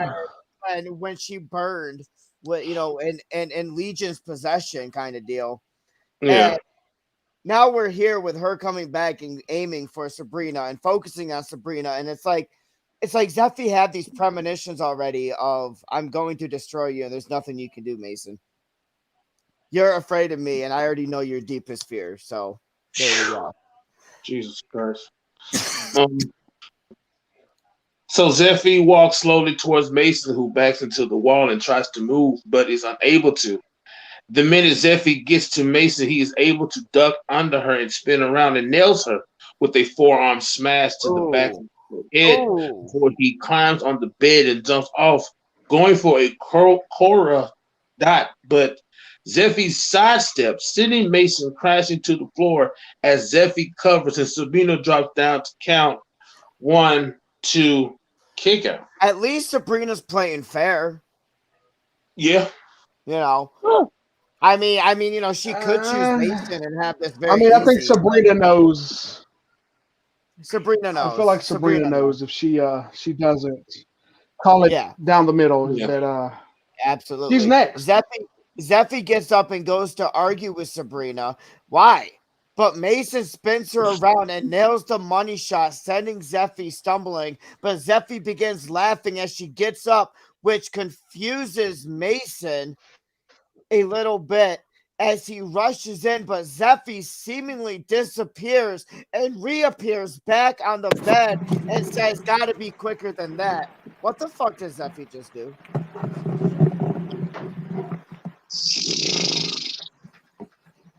Mason spins around and heads towards her, but Zeffy simply jumps over him and lands in front of Sabrina, seemingly have a stare off mid-match. Mason comes behind.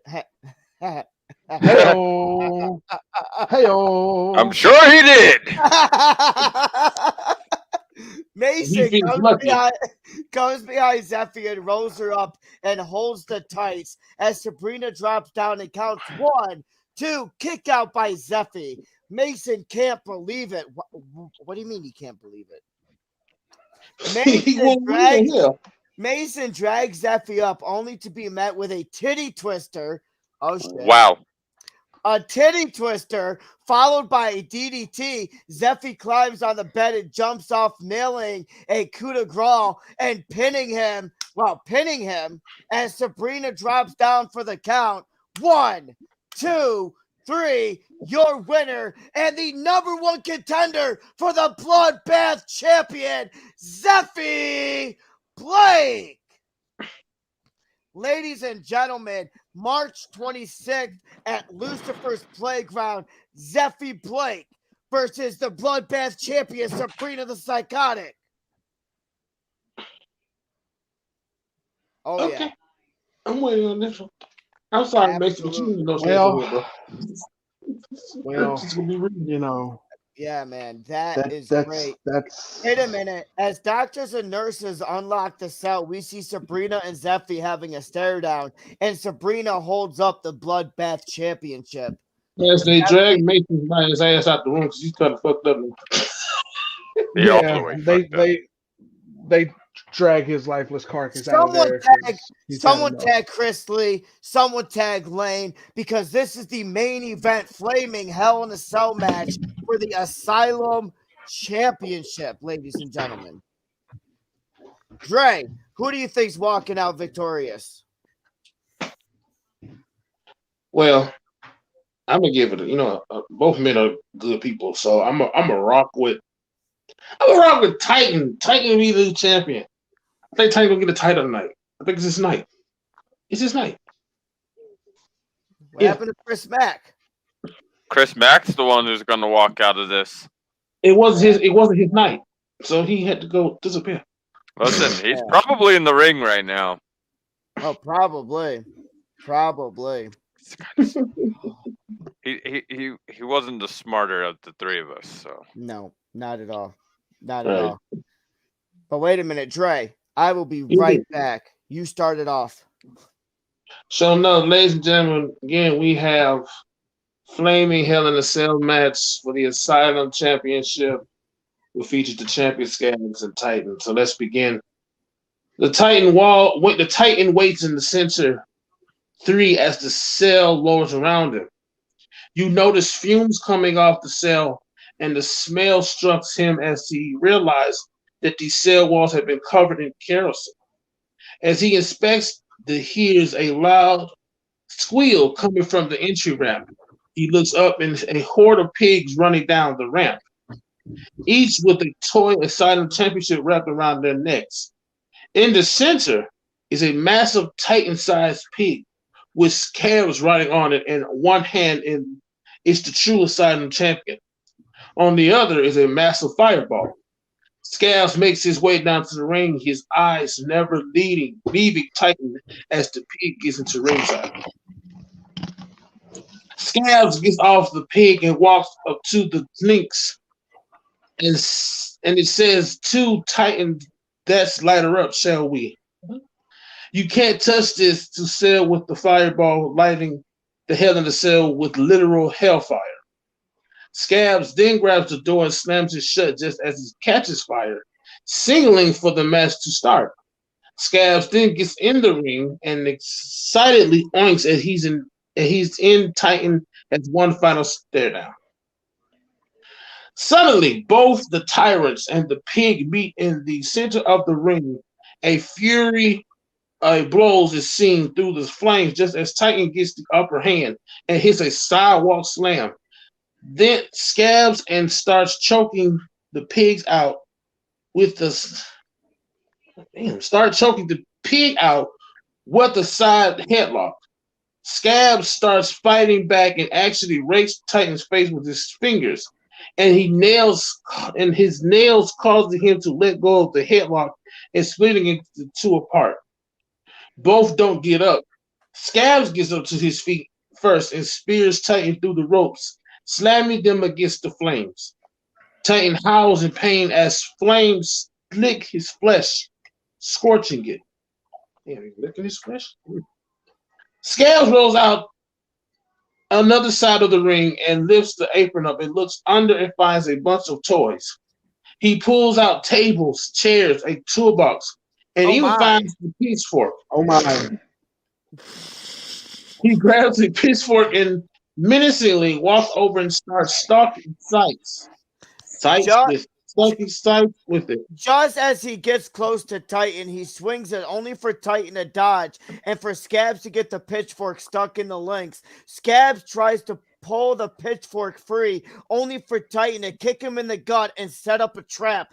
Titan yanks the pitchfork backwards just as Scabs gets to his feet. Let's go, and slams the pig right in the nose, busting him open. Scabs holds his busted nose in anger, and hate fills the pig's eyes as he glares at Titan.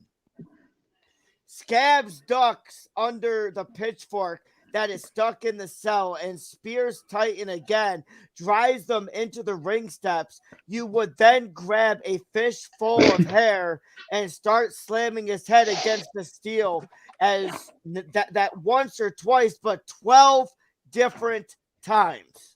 Whew, that's a lot of times.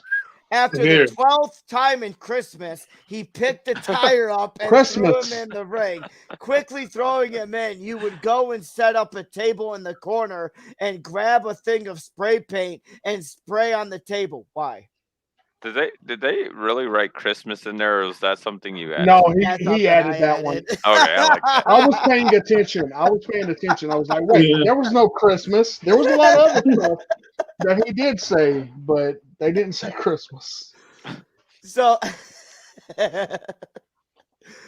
Titan is the pig's bitch. Oh, so that's what they sprayed on the table? Huh. Mm-hmm. Titan, Quite oh rude. my God. Titan would go for a pen. Rude. Really, a pen guys? again? A pen? The ink pen? The Yeah. A vape pen? Would go for a pen. 1, 2, the pig kicks out. Titan walks over and opens the toolbox, finding a mallet inside. He walks over with it, and starts beating Scabs in the back with it. Wow. So he put the hammer down. Titan went to town. Titan went to town, huh? Titan went to Titan town. went to Wow. town. To the point that he broke Poor- the mallet poor over. Scabs. Right. Broke the mallet over Scabs.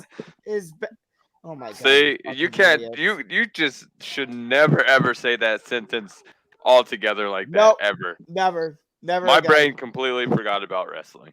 Yeah, this little piggy went to market. This little piggy went home. Titan went to town.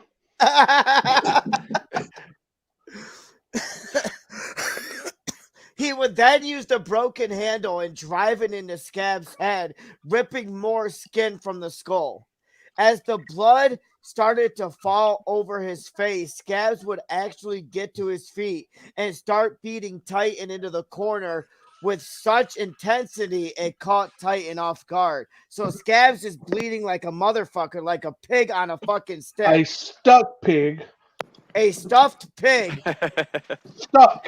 Not Oh, stuffed. a stuck pig, a stiffed Like pig, stuck. right? Stiffed, You stick like- it with a knife.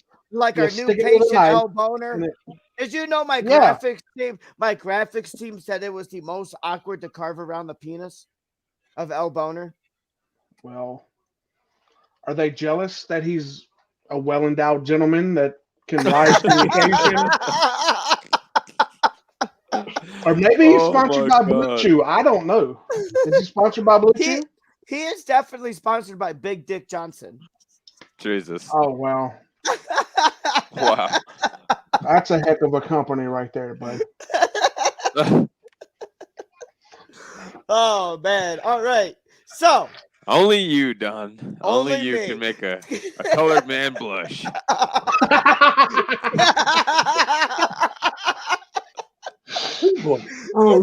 Trey, carry on, my brother. Okay, so Scabs will start driving his knees and his fists into Titan's midsection and chest to the point that he's actually forcing it between two turnbuckles. He didn't. I mean turnbuckles. So I don't. There you go. You got it, buddy. You're He doing great. then You're doing walks great. over and grabs a candlestick that has that he has spotted outside the ring. Oh, Besides brand back new in and fucking starts candles. wailing. Huh. I know. Right? Colonel Mustard in the Besides party. back Ooh, in and right. starts wailing, Titan's face and the back of his neck with the candlestick before climbing through the ropes and choking him with the kendo and the ropes itself. Okay. Titan struggles to get free as his face started turning purple. Wait a minute. Titan is a purple people eater right now. One Yes, eye, Malcolm. one horn. I have a question. Yes, sir. Aren't they fighting inside of a cage? They are in a cell. They are in a flaming Um, hell in a cell, apparently. How did he get the candle from out of the ring? It's under, in the plunder of the under the ring. You know. I don't know. Oh, okay. I mean, carry on. You I got- was That's just. what I. You That's make- what I'm you saying. make I'm it- not- Malcolm, You make a remember. very good point, I Malcolm. thought I missed something. All right. I thought I missed something. You got to remember. Maybe We're in the Titan- asylum, so anything can happen. The thing is, though, this is supposed to be inside a hell in a cell, flaming hell in a cell. Mm-hmm. I mean, wait a minute. If it's a hell in the cell, there's actually room between the Mhm. ring See? and the cell. See, Yeah. Yeah, yeah. I think maybe I'm 6 sure feet it's apart. hot. You know, Charlie's is the already cell is the Charlie- cell social distancing? fucking Charlie. Charlie knows me. I'm going to hear about this later. Hmm. Yes, Hey. you Seems like are. Do we use the same writers? Yep. Makes you wonder. Makes you wonder like a cucumber. A sea cucumber. Yeah, never mind. All right, where the fuck are we? Something about Scabs. Scabs. Scabs then drag Titan to the center of the ring.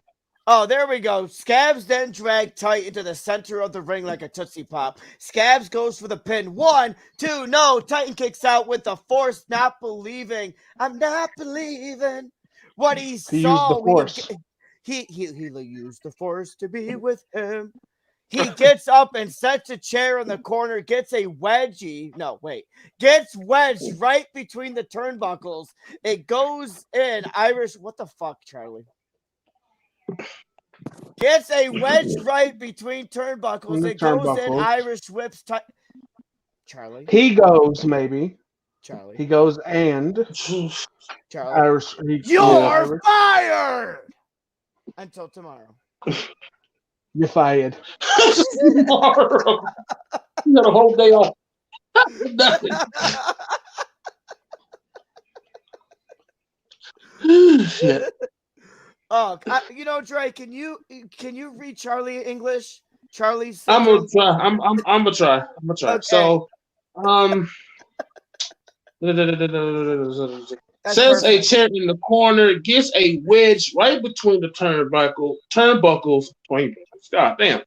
It goes in. Irish whips Titan right into it, smashing his head into the steel before slamming his sword into the ring post. What sword? Then Scabs will take a chair and searching, wailing Titan with it before using the back of the chair and choking him with it. He tosses it inside and goes for a pen. I know, right? Goes for an ink pen again. 1, 2, Titan kicks out again. Okay. What the fuck is a pen? Of ink pen, a vape pen, yeah. A pig pen. A pig pen. Pig pen. I am more and more impressed by you the longer I sit here and smoke and listen to you talk, Mac. You are impressing me more and more. That's a very, very smart thing to come out of your mouth. And I'm sober. And you are sober. So where are we at, Dre? Just a Scabs.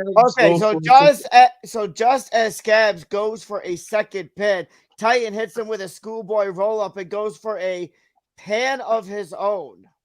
A pan. So I've heard pin. I've heard pan. I've heard pen. I ain't got nothing for that one. So they're cooking inside of the cell now. Well, I mean, they got candles inside the cell.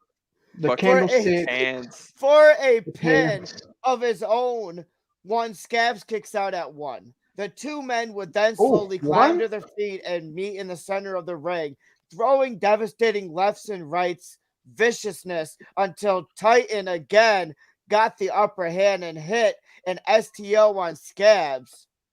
In the center of the ring, Titan then rolls out from under the ring and pulls a few things out from under there, like underwear. Scabs crawls over and looks to see what types of items he is grabbing, only to get a face full of the powder from the fire extinguisher that Titan found. Titan would then actually use the fire extinguisher on a section of the cell itself before kicking the door open. That was smart. That is pretty smart. Titan then started climbing up the structure. Scabs grabs a couple candlesticks. There's a lot of candlesticks in this bitch tonight. More candles? And he put out only the door. Yeah, he put out only the door. He's climbing a flaming fucking cage right now, which is pretty impressive. That is impressive as all hell. I'm like, then too. Wait, you put the door out, but you forgot everything else on top of this motherfucker. So we just gonna climb and get fucked at the same time. Okay, literally on fire. So as this is going, Titan's hand is just on fire.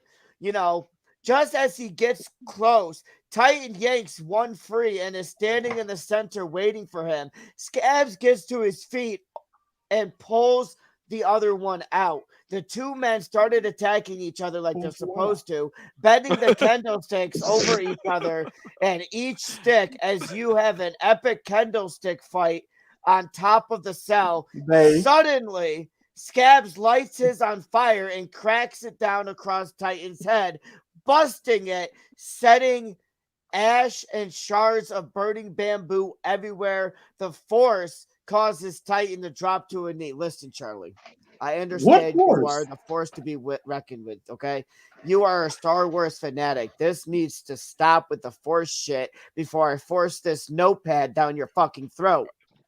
Okay, Charlie? I love you, dog.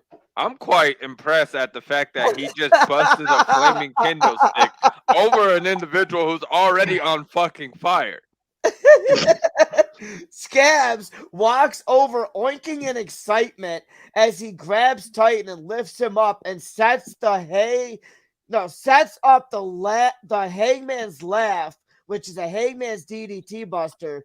Just as he is about to execute it, Titan reverses it into his bite the bullet, the butterfly pile driver. Jason. Who's Jason? Jason. As in Voorhees? Who's Jason? As in Voorhees? Jason Bourne? Son of a bitch, it's Jason Bourne. Jason fucking Bourne. Jason fucking Bourne. See? God damn it, Titan. Oh my God. But Titan's got connections everywhere. God damn it. Nails it on the center of the cell, setting them both crashing through the mat. Titan would then hit for a good measure the Shattered Hope, the German suplex into a GTS. Titan then goes for the pin.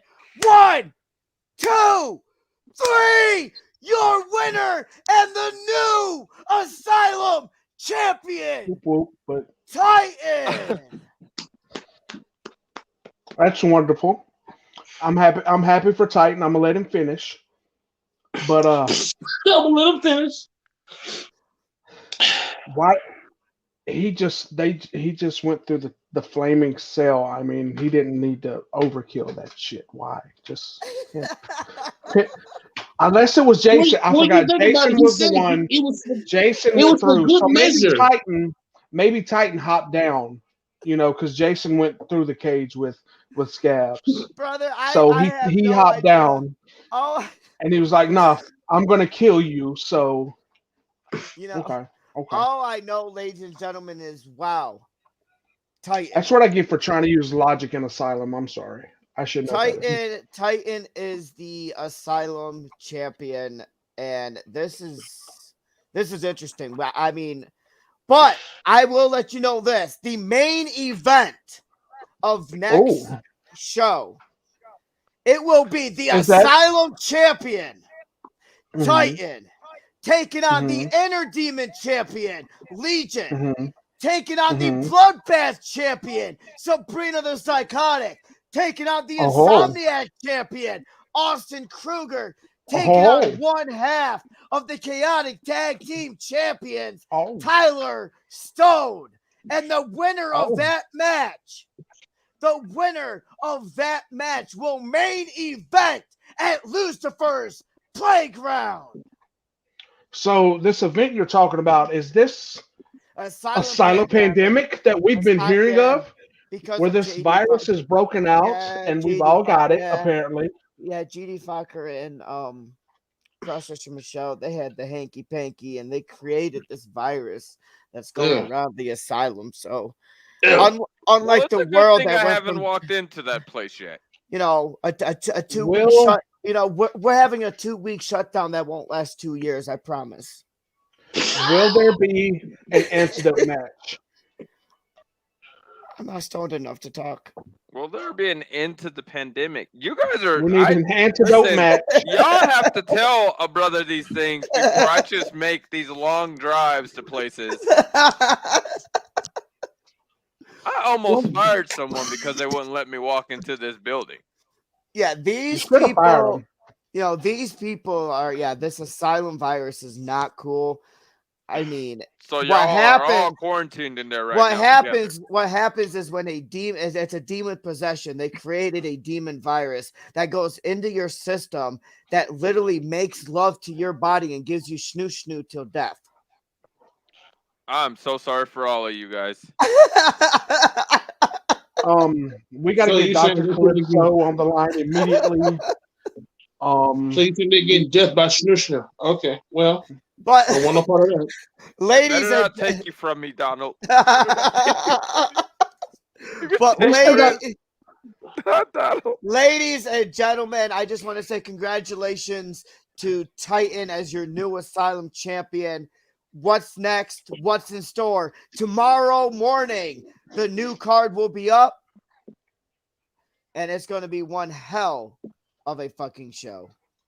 Ladies and gentlemen, have a good night, and it is time to cut it out here on the Asylum. See you February 26th, 2022. Silent pandemic. Bitches.